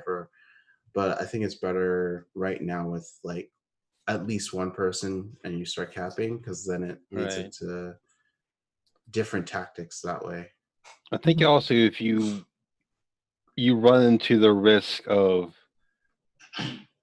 like you said, you just, instead of engaging in a fight, being able to, if you're able to have more people on and capping faster, of you just group of people just running around just trying to cap points, and it's just a race on whoever gets the 500 turn it into first. Basically a smaller version of World v World, where just people run in a circle. Right, you're just running around. You're just running around in a circle. I think maybe that might be why they did it, because if just one, there's really no reason for anyone else to be there, which it spreads it out tactically, right, for more chance of fighting going on with only one person capping. And chat does bring up the point of, and I remember them saying that in the past, of that was one worry why they didn't want to add too many more game modes, is that it could potentially spread out the PvP community. It's kind of bad right now as it is. So at that point, I would look at them from a business side saying, well, the version that you're doing now isn't working. Like, you're not like retaining people. What do you have to lose besides time and money, in the sense? But at this point, it's just sitting there not doing anything. The thing is, if they ever did make a new mode, it has to like catch on. It has to be the hottest new thing. Otherwise, it's not worth it. Right.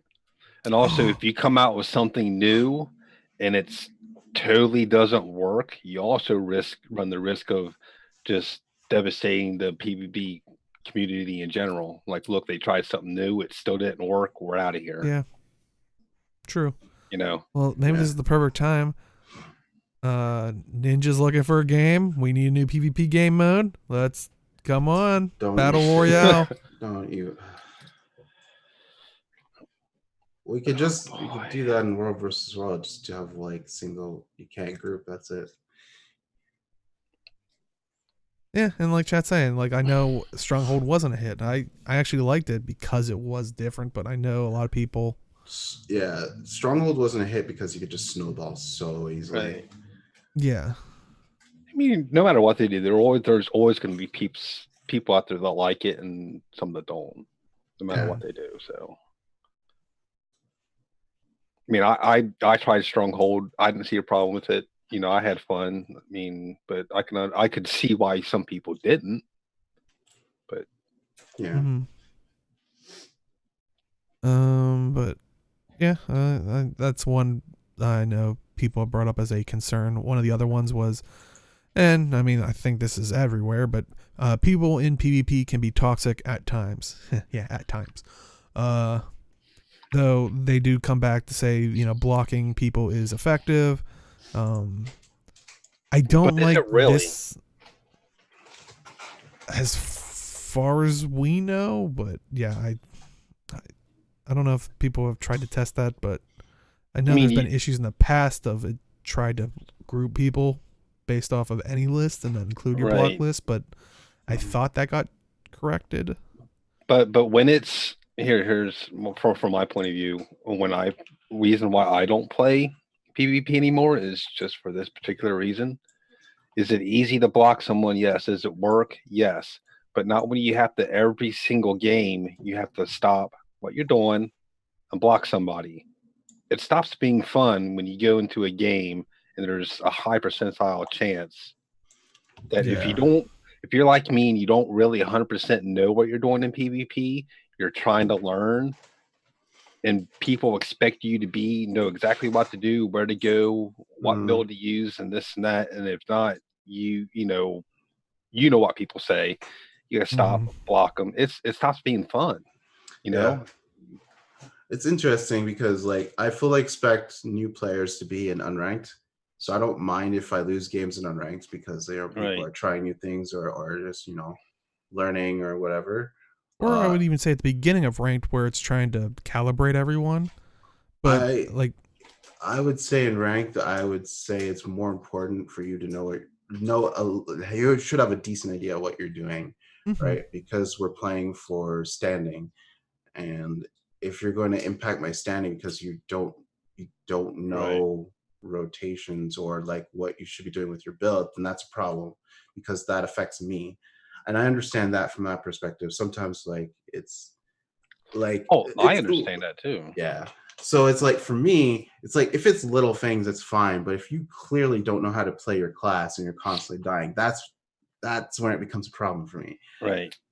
That's why Age doesn't want to play PvP. And like you said, I agree with everything you just said, Age. But like I said, my problem is how they go about relaying that information to you. I mean, I'm sure you've seen things that people say to people. I have not commented on any. I have not literally typed out a conversation, except one time where this one elementalist was constantly dying mid, and he started blaming me for everything, and then I just I went off on that person. That was not cool. But like every other time I would just either mute and move on or just, you know. Right. I mean, there's a way of getting your point across to someone if they're not holding up their end of the deal without being really, I'll just say really rude about it. You know what I mean? Yeah. It's like at that point, I don't log into a video game to get some of the things that I've had said to me. Exactly. You know what I mean? Yeah. Well, I was just gonna say, for me, it's just like if someone's obviously being dumb, I'm just gonna mute them. If if I see someone who's playing badly, I'm not going to say anything to them. It's just going to I'm just try to make the best of it, understand what they're doing wrong, and try to make up for it. If I can't, I can't. Like that's just And what it is. you know, chat did say, one of the people in chat did say that they have started to play PvP recently and did not experience that behavior. And that is the thing. It is a numbers game, and it kind of relates to one thing I didn't like about one of their responses, especially with the PvP. People in PvP can be toxic. They were referring to AFK people, and they were saying, you know, if an AFK person can be on your team, they say, you know, thanks to the power of statistics, they can also be on the enemy team. And I'm like, that, you know, in the next game or something, I was like, that doesn't solve the problem. That just right. That's AFK is just a problem that it's just you're just saying, don't worry, everybody gets a turn, everybody gets screwed over. I'm like, that's not a solution. But can you really solve someone clicking the button saying they're ready to go, and then when it starts, they AFK? Yeah, I mean, you can give them a 30-second timer. If they don't do something in 30 seconds, you get kicked out of the game, but then you're down. Yeah. A person's doing it still doesn't solve anything. So, I mean, how do you combat that? Yeah, AFK is hard to combat, like in the history of gaming, essentially. So it's just like you have to like go with obviously the timeouts, the bans, the suspensions, all that stuff, in order to reverse that behavior. But it's ultimately you can't do anything in the moment type of deal, which sucks. But right, like that's what I meant, Mongo. Like nothing, or Monfo, nothing in the moment that you can really do. You just have to let that person keep doing it to the point to where they get banned or whatever. Then yeah. So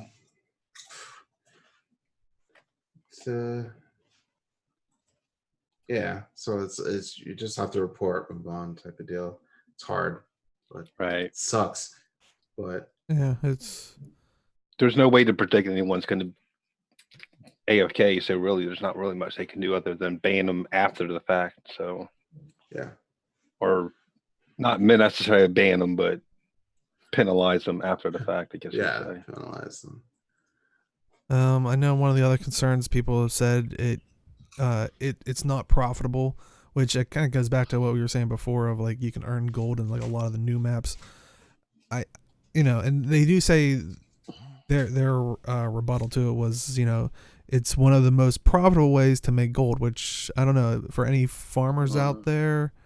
Is that still the case with all the lucrative maps that we've been, getting? It's one of the ways. It's not the popular way because it's PvP, but it is one of the good ways to make gold. And my question to that would be, does it always have to be profitable for you to have fun? No. I don't. Sometimes it does feel like that. That's usually the one thing. Like when they come, it's like, hey, we got this new story thing or something. Like from a PvE standpoint, it's like, well, what are the rewards? Every time I hear them, I'm like, oh, like so for me, it's never about the storytelling or the gameplay. For a lot of people, not everyone, but for me, it'd be like fun is good, repeatable content. Yeah, and to answer chat's question of like profitable in what sense, yeah, basically like the liquid gold gain, like how much gold are they getting per hour? Right, is usually the metric. So I guess I'm just one of those rare people. I don't need in-game gold. I don't have a problem doing that. I just, as long as I'm having fun, I could care less if I'm getting an achievement or making gold, or as long as I'm having fun, that's all I care about, Yeah. Like chat's saying, it doesn't have to be about just the reward, but games have kind of tailored us to that, especially with Guild Wars 2, a game where a lot of the stuff, their reward structure is turning things into liquid gold, because it's like, hey, you can always turn it into the, premium gem store, a gem to buy a skin, which that is the downside of that. It's just, everything's liquid gold, so it's.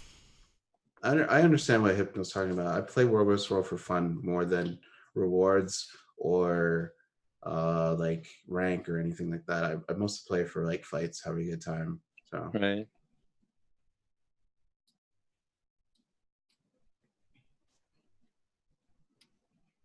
Well, I think the concern a lot of people are having is reward wise. Guild Wars 2's go to for rewards a lot of times is liquid gold, and then you do what you want with the gold, whether it's buy a precursor from the trading post or switching it from gold to gems to buy something. Right. You reminded me I have precursors to making legendaries.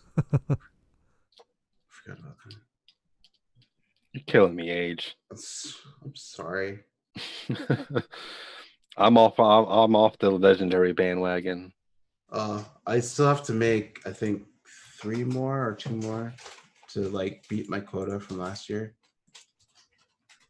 But Age, don't try doing that at PvP, because one of the other concerns people have, which I know would probably be my concern, is I suck at PvP. There, I said it finally after what 344 episodes of Talking Skritt. It's a shame. I'm not. 244. Oh, 200. Why does it feels like 300? No. I'm kidding. I actually looked before we started. But it's true. I'm not a pro PvP player. I've been lying to you all. I do apologize. But no, yeah. that is the concern. But I mean, their reply is, that's okay. Find/make builds you enjoy and have fun. And I think that's probably the biggest thing, is kind of like what Age was saying earlier, of going into and like Chad's saying, practice is a key thing with that. Practice, yes. But go in with a build that you maybe make yourself, so you can start learning the inner workings of a build or of a class. But I think, like Age said, maybe don't go into ranked with it. Go into unranked and play around with it. And but yeah, like anything, I think, figuring the ins and outs of your class is the most important thing. And yeah, start making a build that maybe you build yourself, or looking at a lot of websites and saying, that sounds like a cool theme for the class that I want to play or profession, and then running with it, and heck, maybe even tweak it. Yeah. And there's a lot of resources too, like QD's putting in checkouts at PvP.net. I'll save mine for the couple down the line, because I don't want to step on another thing. One thing I'll say about PvP, if you're wanting to learn, there are streamers out there who stream PvP who are also more than willing to answer questions on stream live that you can't get in like a YouTube video, or if you don't understand how PvP works. Gerbo being one of them guys that are willing to help you live and explain to you what to do, recommend things. I mean, so if you want, if you say I suck, I don't know what to do, there are ways if you're willing to put in a little bit of effort and go out and try and find a YouTube video or a live stream or whatever. There are people out there who can help you get started and knowing what to do. Now, is that what you would recommend? Because one of the other concerns was they don't know where to get started.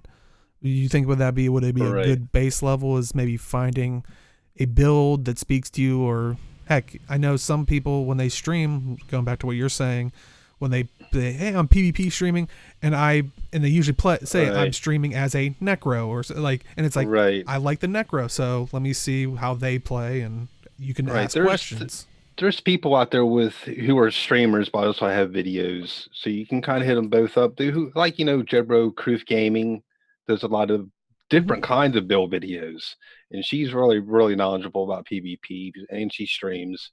I mean, if you don't have to have a specific build, right? You can have a build that you're comfortable with, but the same kind of mechanics on how about you go doing a PvP match is the same. What the tactics are, what to do, when to do it. is all that the was kind of one same. thing that's one of the kind of things they recommend as a major thing is learning the map objectives. So Right. knowing what you have to, what your purpose there for Right. is, and then working with a build that, either you built or whatnot. It's Right. There's tools out there if you're willing to do a little research that can get you the information that you need. And the Guild Wars 2 community is usually, for the most part, is really helpful when it comes to things like that, on Mhm. helping newer players or players new to a certain type of content. And I would say mostly, like, probably out of, I think it spans in all the game modes, but probably PvP the most is because I'm sure, people are like, well, you have to look at this build or something. Well, that's a good place to start. I mean, I don't know if you guys could back me up on this, but the people that were like pro PvP players that are just playing at a high level in PvP, I think that's the biggest thing is knowing the ins and outs of your profession, because if you're just trying to look at a build and just sort of like, okay, I hit 4, 3 when this procs, hit 6, hit, blah blah blah, or whatever that's only going to take you so far. The pro players are the ones that understand the ins and outs of the class and go, well, let me switch this around real quick, and now basically I've created this new build that can easily squash this, and so they're always going to be ahead of that. So I think that's where it goes further is, play around with a profession you like, and it might change, but play around with a profession you like, learn the ins and outs, learn what works for you, because that's the other thing. The build works mainly for the rotation and for the person that's using it. Right. If you don't have the same, something as simple as you don't have the same internet connection, it could change out how you played that build. Like it might not even work because you don't have the perfect reaction time. Right. And don't be afraid to try changing classes too. Just because you don't like a certain class in PvE doesn't mean you won't like that class in PvP or War v World. So if your current class is Necro and you love playing Necro in the open world, but you're not having fun with it in PvP, don't be afraid to try another class, because there could be another class that you normally don't like, but you have a lot of fun with it in PvP. So as long as it's not Thief. I mean, Thief's just going to be garbage all the way through, right, Age? Poor Age. Age is a thief god, by the way, guys. Just saying. I don't know about these days. I haven't been playing as much as I have been 2 years ago, but it would come back to me in like a month. But I mean, a lot of the other topics they brought up were like, veterans were farming them, and while they might not be good at the game, they also think that their allies might not be good at the game, which once again, I think that goes back to all learning curve, learning the ins and outs of, kind of goes back to, like we said, learning the objectives of the map, learning a build that you're comfortable and confident with. Like I guess like the only question left would be, are there anything like maybe you're not a PvE or you're not a PvP player, Hypno, what's maybe holding you back that you wouldn't really want to jump in that maybe wasn't really covered here? Like it's and this is going to sound kind of stupid. I mainly do PvE and Guild Wars 2 because for the most part, outside of raids and a couple other things, I can kind of do that on my own. I can get through a map and do a meta. I don't need to be in a group. You know what I mean? I just follow the group around. I don't have to be in the group. But when I do things like PvP and War v World, I like doing them with a group of friends that I know. Mm-hmm. And if I don't have friends, like I really don't have any friends in the game who PvP, so it doesn't interest me. Even if I was great at PvP, I wouldn't play it because I'm not. I log into Guild Wars 2 to play with my friends if I'm doing group content. If I'm not, I do story stuff. That's part of that's one of the small things I think we're missing a little bit in Guild Wars 2 is the community, the MMO part of the game. That was the only thing that's keeping me. If I had a group of people that said, "Hey, We don't want to be serious PvPers, but how about if, the 5 of us get together once a week on this day at this time and we'll PvP for a few hours? Great. I would do that. No problem whatsoever. I just don't like going into a group of strangers that I don't know, and only way you can communicate with them is typing in chat, which is not, I don't know. It's just, it takes the fun out of it for me. Mm-hmm. Main reason. Otherwise, I go in, I do what I need to do to get my thing to make a legendary, and I'm out. That's basically any reason why PvP. That's fair. A lot of people just like PvP for the back piece and then pieced out. So Right. I understand that. I mean, Age, was there? I know since you do play PvP, you are willing to jump that,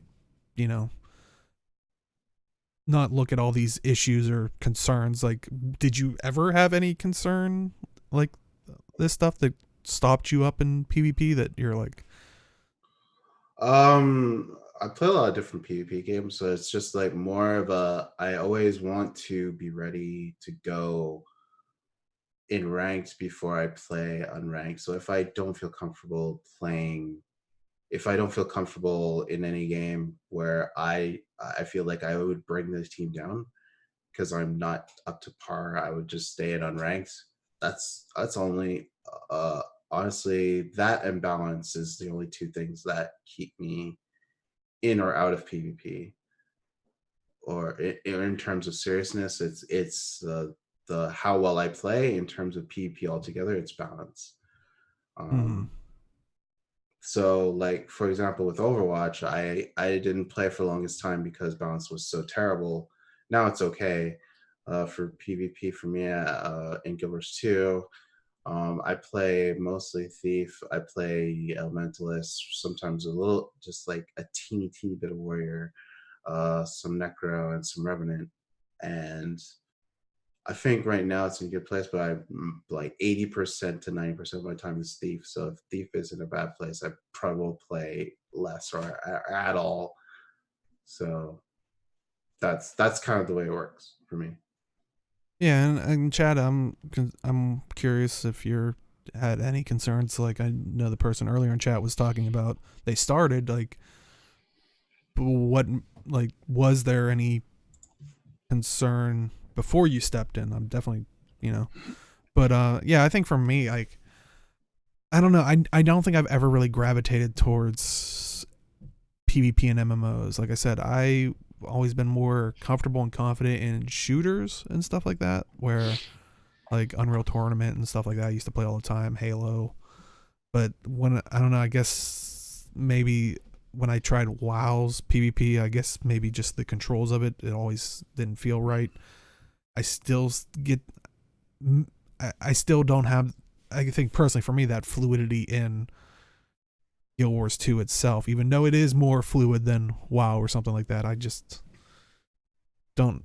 I feel like I tend to get bored quicker, and like because in the past we had like PvP nights, and I'd run like 2 or 3, and I'd be like, hey, if someone wants to, sub in, since a lot of times we would have like maybe 6 or 7 people start playing. It's like, oh, we gotta rotate out, or people gotta split up, and then I'm like, I'll step out. I'll be the hero and step out. And in reality, I'm just like, I'm starting to get, slightly bored of the PvP matches. But I don't know if personally that could ever, I don't know if there is something ArenaNet or the Guild Wars 2 the game could do to make me interested in MMO PvPing. So MMO PvP is just really hard to push as like a thing or as an esport. Like the only one that has real success is the WoW arenas, because they have BlizzCon and they do it every year. I think maybe the Eastern regions may like the WoW arena stuff, but yeah, I have not really seen an MMO take off with like decent success outside of WoW when it comes to PvP. That Yeah. timing though. Seems like Jay has to go on an adventure though. But yeah. In terms of being scared to get into PvP, I understand there's it's kind of like the past with some people in raids, like you just have bad experiences that may turn you off on the idea entirely. Right. But it's each their own at that point. I mean, each game mode is going to have that. If you have a bad experience, that's going to turn people off. But each game mode does have people who are more than willing to help people learn. Who are just starting or want to get into it and learn. You just have to go and find them. I mean, they're out there. They're easy to find if you're just willing to. But the thing is, you got to want to learn how to do it. You can't just say, "Oh, well, maybe I'll try it," and you know what I mean? Because I don't know how much success you would really have unless you were really wanting to succeed. Mm-hmm. But yeah, I mean, I'm curious if if you're watching this on YouTube, if you have had any concerns about PvP, let us know. Let's talk it out and see if we can get you to play. Because I know they were talking about in the post that they have started to see more people migrating to PvP. So, I mean, I guess that would be quote unquote the most challenging, since it's not a AI driven script running on a script opponent. It's someone Right. that's thinking themselves too. So it's almost like a game of chess. You're kind of playing back and forth, trying to one up the other person. So I think that'll always be PvP will always be where the most challenging content in any game really. It's Right. because you're Because versing each fight's going to be different. You're never going to have the Exactly. same one. But yeah, any other thoughts on barrier to entry for PvP? Mm-mm. If you want to do it, give it a try. That's all I'm going to say. Yeah, always try to just jump in. But maybe while you're trying it, you need some good music to listen to. Well, they actually released the Metal Legion songs on SoundCloud, which include the Ballad of Soulkeeper, Bound by Blood, but also a version with no vocals, and Fear the Metal Legion. So if you're a fan of them singing this past living story saga, I don't remember what the actual terminology is for basically the epilogue that we just had. But yeah, if you liked their music there, you can listen to it wherever you want now. But if you want it on MP3, let me know. I already downloaded it a couple weeks ago and converted it over. Oh, nice. Oh, was it in FLAC or something? Or It was in SoundCloud a couple weeks ago. Oh, but SoundCloud just has FLAC. Oh, you downloaded all of them from SoundCloud already? I played them on SoundCloud and recorded them in OBS, okay. and then converted them in Movie Maker. Okay. Yeah. I like them so much. I needed them like then. As somebody told me a couple weeks when they came out, I'm like, I gotta have it now, because they did such a good job with that. I mean, yeah, it's really good. They did an awesome job. If they would actually sell that digitally for $1 a piece or whatever, or 99 cents or whatever the cost for one song is, I would have bought them. I would have gladly given that money for those. Maybe they'll make a gem store item like the boombox for. Oh, no way, dude! Oh, somebody clip this, what he just said, and then everybody tag Gilbert's too with it on Twitter. They got to get on that, dude. How awesome would that be, though? Yeah, a boombox playing. Oh God, World 3. Okay, that ain't happening. We all know the World 3 ain't happening. But yeah, unfortunately, it's not in the gem store, not yet. If that is maybe a future plan, but there is one new item in the gem store. It is the Ether-bound pauldrons for 500 gems. Here it is, but I know the cameras are wrong on it, so I have to play around with that. But you can see here, I think they're also using the gauntlets, and I don't know, I can't really tell in the picture if they're using the greaves, but yeah, like I said, you can pick it up for 500 gems. It is a skin, so it will unlock each weight class. But yeah, what do you guys think of the Ether-bound pauldrons?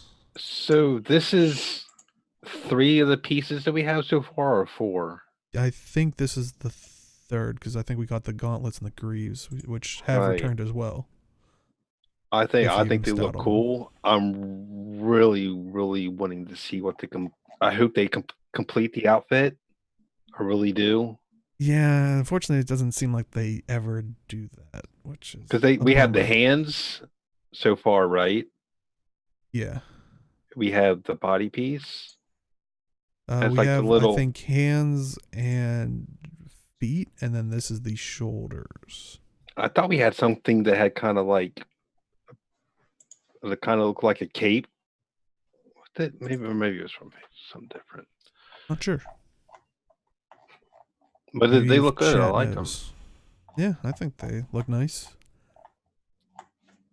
them. Kinda 500 almost gems like- really isn't much. Yeah, kind of almost like I could see like a WoW arcane mage, like. Right. But, Or if you yeah. can turn them green, like a darker green or something. Look at Oh, a that is what I Reaper. don't know is how they die. That would be. Anybody, does chat know? Can you dye the particle effects? Because I know there's Yeah. some gear that can, but that would be really I can't nice. remember. You can. Oh, Yeah, I chat thought is saying you yes. Awesome. could. Well, Nice. then, yeah, you could really set that up for like Halloween's coming around. It's like Right. give it like a green or a red or. Yep. Okay, cool. Chat is green that you can. So like I said, you can get that. That is the new item for 500 gems. Some of the returning items, the Ether-bound gauntlets and Ether-bound greaves for 500 gems apiece. Also, the Night Fang Griffin skin for 1,600 gems, which is 20% off. The Raiment of the Lich for 490 gems. Executioner outfit. Witch's outfit for both 490 gems apiece. The Batwing glider combo. The Crystalline Dragon Wings backpack glider combo. For 700 gems apiece. The Enchanted Dragon Crown package for 500 gems. The MAAD Realms Mounts pack for 1,600 gems. The Faux Fire Armor pack, which is all 3 the Mantle, Greaves, and Wraps for 974 gems. Or you can get them a la carte, so if you're only missing 1 or 2. And that's the Faux Fire Mantle, the Greaves, and the Wraps are 500 gems a piece. And also, maybe 400. Sorry, I missed that. 400 gems a piece. I was gonna say, dang. And the Cosmic Mining, Logging, and Harvesting tools, which are 600 gems a piece. And That is a good deal if you have no. Yeah, I was gonna say normally they're infinite 1,000, so yeah, it's 40% off. Wow.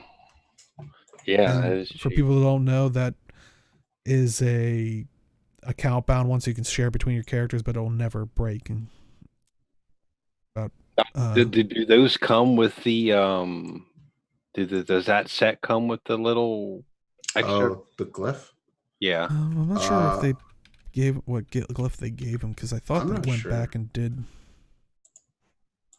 I'm not sure, but still, it's a pretty good. Right. And you can buy the glyph off the trading post, I think.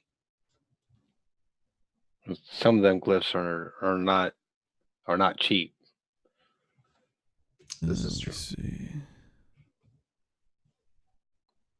I'm not seeing any information on if it has a glyph or not. Yeah, no, some of them, yeah, but like you said, either way, that's a good price. Mm-hmm. It's good to see the mount packs aren't 2,000; it's 1,600 gems. Yeah, it does not come Good. with a glyph, it looks like. Okay. I mean, is it bad to say that I have all the returning stuff? Well, I think that makes it perfect because we usually ask, are there any of the returning items where you feel like you should definitely snatch this up? It like maybe dies well, or it's a good item to I would have. say Or...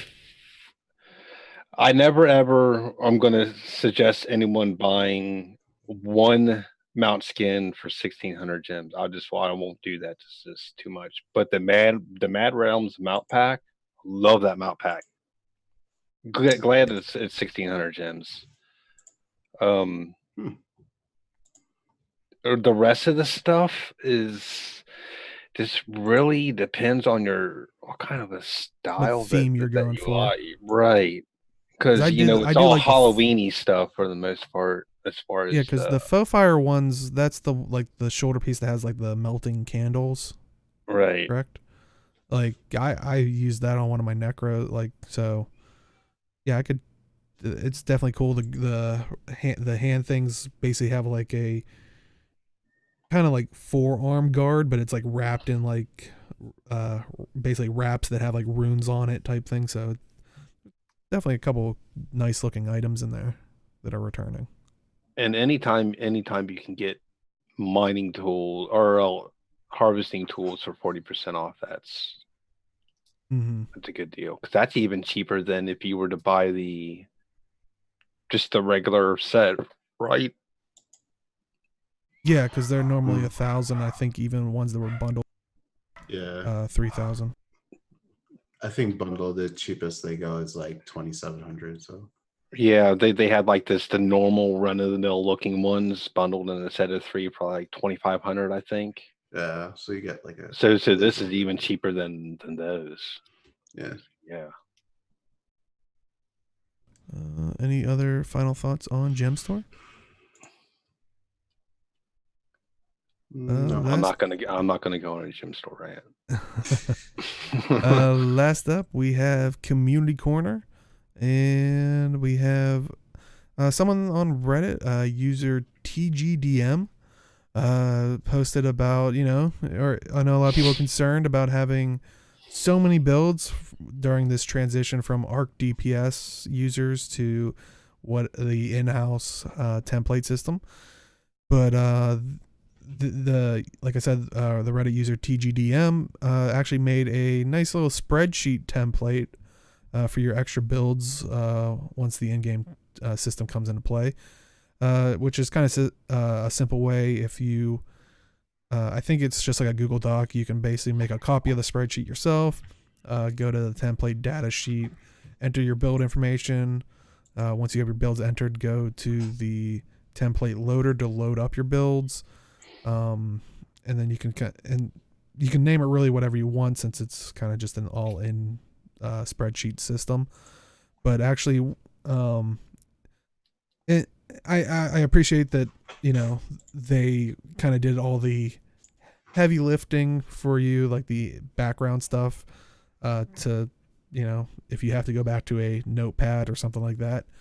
But also another interesting thing that came up was in one of the comments, Reddit user e-scrape-artist mentioned that they were working on an extension to Arc DPS, which will basically serve as a notepad of sorts. And even after Arc DPS templates will be discontinued, you will theoretically be able to use this. So they're warning people, don't physically delete your saved templates from your hard drive.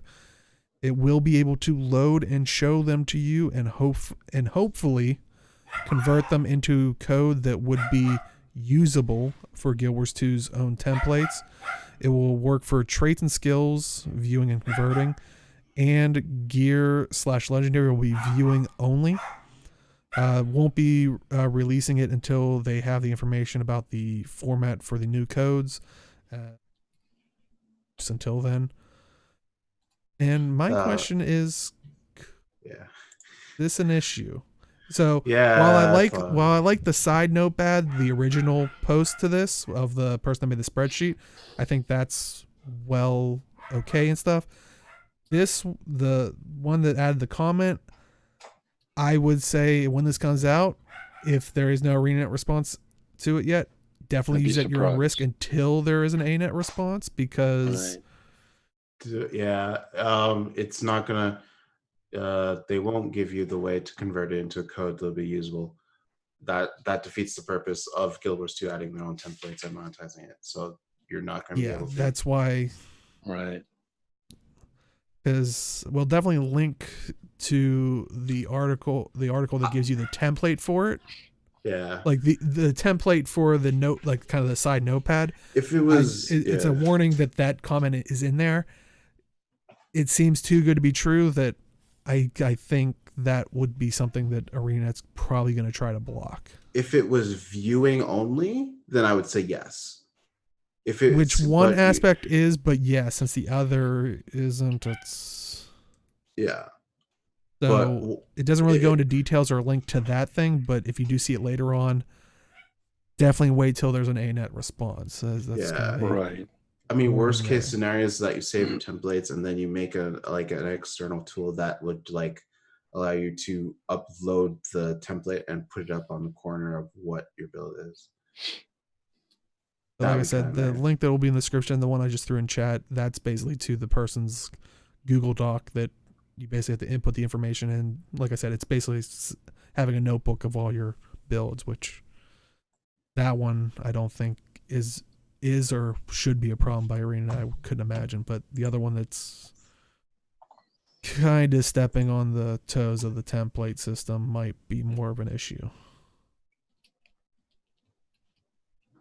But yeah, what are your guys' any other thoughts on the ARC DPS or this? Like you said, use it at your own risk. Yeah. Just remember, I couldn't imagine the actual notepad one, but this one that the person's talking about in the comments, that one I would be worried. ArenaNet doesn't have to tell you that it's not okay for you to use it. They can just suspend you or whatever. So yeah, I'd be very careful. I wouldn't really use anything unless ArenaNet actually comes out and says it's okay for you to use it. Especially since it's plugging into the reading the game files and stuff. That's where it becomes a slight issue. Right. Because the other one, you're just basically creating your own database. They can't really stop you from. Right. But also, I think what's happening just today, I don't know if it's still going on, but we were talking earlier about how great the Guild Wars 2 wiki is. The Guild Wars 2 wiki community was actually doing an AMA on Reddit, and while it didn't have like groundbreaking things from devs themselves, I think it was nice hearing from them, and a lot of people were saying like how great the system is, but this is a group of a bunch of people volunteering on their free time, and it's nice to hear that some of them, that is how they relax. They kind of just can go in and maybe make corrections to certain things, but it's definitely a great read to sift through, and just once again, kudos to everybody that works on the wiki and stuff like that to basically, like we said earlier, make it one of the best wikis and also features, since it can directly link to the game. Yeah. Thank you. Definitely. Thank you guys for everything that you do. I remember somebody even saying on there like that they've gone to other games, and I think they even said someone that was like playing ESO, they're like, yeah, they have a wiki, it gets the job done for like quests and stuff, but they're like, it's nowhere near. And I'll definitely agree to that. And there's multiple, right? So it's always kind of like which one's the legit one, which one maybe has who knows. But yeah, so it makes you appreciate the Guild Wars 2 wiki. Oh, definitely. Also, like we talked about in previous weeks, Chronicles of Tyria Summer of Short Stories, every week until October 19th, so there's only a week left. A Guild Wars 2 community writer will publish a Guild Wars 2 short story on their website, which for people that are at all curious. And I know they even have multiple stories, so it's not just that one every week. There's other fan created, stories that they've been doing for multiple weeks. So definitely worth checking out if you're into, kind of the fan fiction of and just exploring, Tyria's lore through fan fiction. But yeah, definitely check it out. Maybe even if you're start writing fan fiction and see if you can get on Chronicles of Tyria. Oh. Also, what's that? I'm just checking the website real quick. Oh, okay. Also, Gamers Giving Back. We've talked about them multiple times. Saturday, October 19th, they're doing Pink Day in LA. Basically from 12 p.m. Was it Central Daylight Time? That is? Yes. CDT. Okay. For NA and 1900 CEST for EU. We'll be gathering in Lions Arch to kick off the events for this year. They have a TeamSpeak. Check it out at solts.org or the EU TeamSpeak, which is gotd.nl, which we'll definitely make sure to have their Reddit and their Twitter and stuff if you want to follow them for all that. But they do talk about their donation stuff. If you donate $10 or more, you will get entered into their drawing for prizes. Some of the prizes that they have to give away this year include 2 Guild Wars 2 Path of Fire vinyl soundtracks, 2 Guild Wars Eye of the North signed by the dev team, 2 Guild Wars 1 skill pin sets, 30 Guild Wars 2 Path of Fire drawstring backpacks, 6 Guild Wars 1 limited edition signed and numbered art prints, 6 Guild Wars 1 mouse pads, 4 Guild Wars 1 t-shirts, Arene t-shirt codes, and much more to come. So lots of cool stuff. And it's all for a great cause. Like I said, it goes to breast cancer research. And we've talked about it many times about Pink Day in LA stemming all the way back to Guild Wars 1. So definitely check it out if you can. Even if you just want to show up, if you can throw a little bit of money, every little bit helps. I mean, I don't know what my vinyls are. I forgot. Yeah, we've always talked about those in the past. The Heart of Thorns one, the Path of Fire ones, those are really nice looking.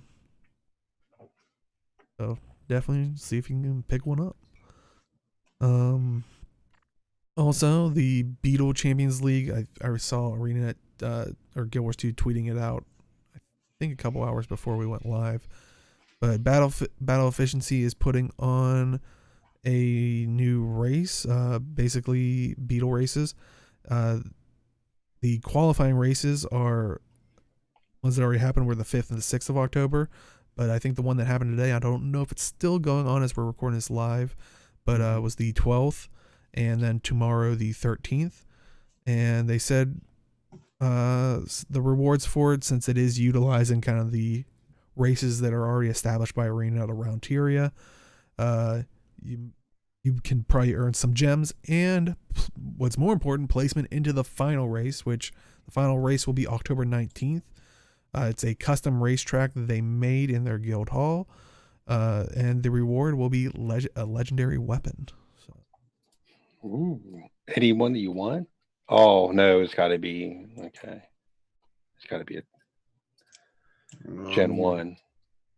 You know what would be cool is if ArenaNet really embrace the Beetle racing thing, and when the races were going on, you can go into some kind of a spectator mode. That would be cool. So we'll like follow behind them, or right, and you can pick, you can channel through which they did play with that with the MOA races in was it Dragon Stand or not Dragon Stand, Dragon Bash in exactly. Holbrook. So Yeah, that would be a cool. lot of fun, even just to watch it. Mm-hmm. Would be fun just to go and hang out and watch it. Oh yeah, and chat's beating me to it. Yeah, if they could do it like the Mo races, yeah. So yeah, like that would be kind of interesting. I don't know the exact tech, like I said, because Right. at least with the Mo races, it was just following an NPC around, so they probably knew how they were running. Right. That's true. So I don't know how well they could, or it could just be a camera that goes along a track, like. Right. So if people do wander off, I mean, at least with the races that they've made, they know the points that you're supposed to be hitting. So if they somehow made it go around that track, it could let you work sufficiently enough. Basically, let your camera work on a rail, but let you have the control of the camera to move it up. Your field of view, basically. That would be really cool if they did something like that. That would be a nice way to do it. Like even after this, when people maybe want to put on their own, like for guild days or something, that'd be a nice. Yeah, a camera on each gate. Yeah, it's multiple things that they could do. To make it, I could see a bunch of people showing up just to watch races. Mm-hmm. Also, the Guild Wars 2 Rating League Season 1 announcement. So 2 leagues, there's going to be a gold and silver. The registration for both leagues will be open from now, and I know we were talking about this last week, until October 26th, and the season will begin the week after that on the 28th and finish on December 15th. Registration will be on their public Discord, which let me give you the Reddit post so you can find all the information there, and if you want to participate yourself. So, and I think, like I said last week, it's nice to see. It's unfortunate, everything that happened with Teapot and like the raiding party and stuff like that, but it's nice to see that some people are still trying to do it to the best of their abilities and still keep things going and lively. Right. Yeah, definitely check that out. Also, the 14th King and Queens Halloween 2019. It's another community event, and like I said last week, I think they did so well. Like I thought, I was like, I think I originally saw like the forum post or something, and I'm like, did ArenaNet announce like a fun little Halloween event and they didn't like do a blog post? It's just like a forum post, but basically they're doing it for EU servers in Tyria on Lion's Arch. Their plot for 2019 is trapped on a cursed pirate ship, and need to escape before Halloween. The festivities are to be scheduled. And they did say, don't worry if you're not on EU servers.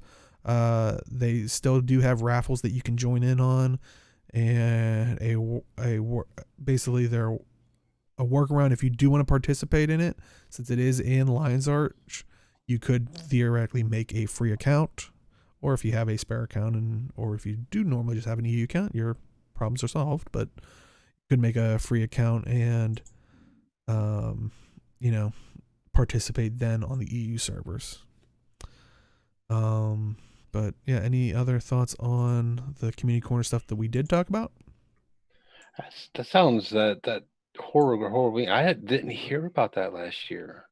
That sounds like a lot of fun. I would like to see them maybe collaborate with an NA guild and put one of these on cool. NA. Also, instead of having people make a it is a little bit of a hoop you have to jump through if you're right. I think that would be cool to see if they could manage a way to get something like this on NA also. Mm-hmm.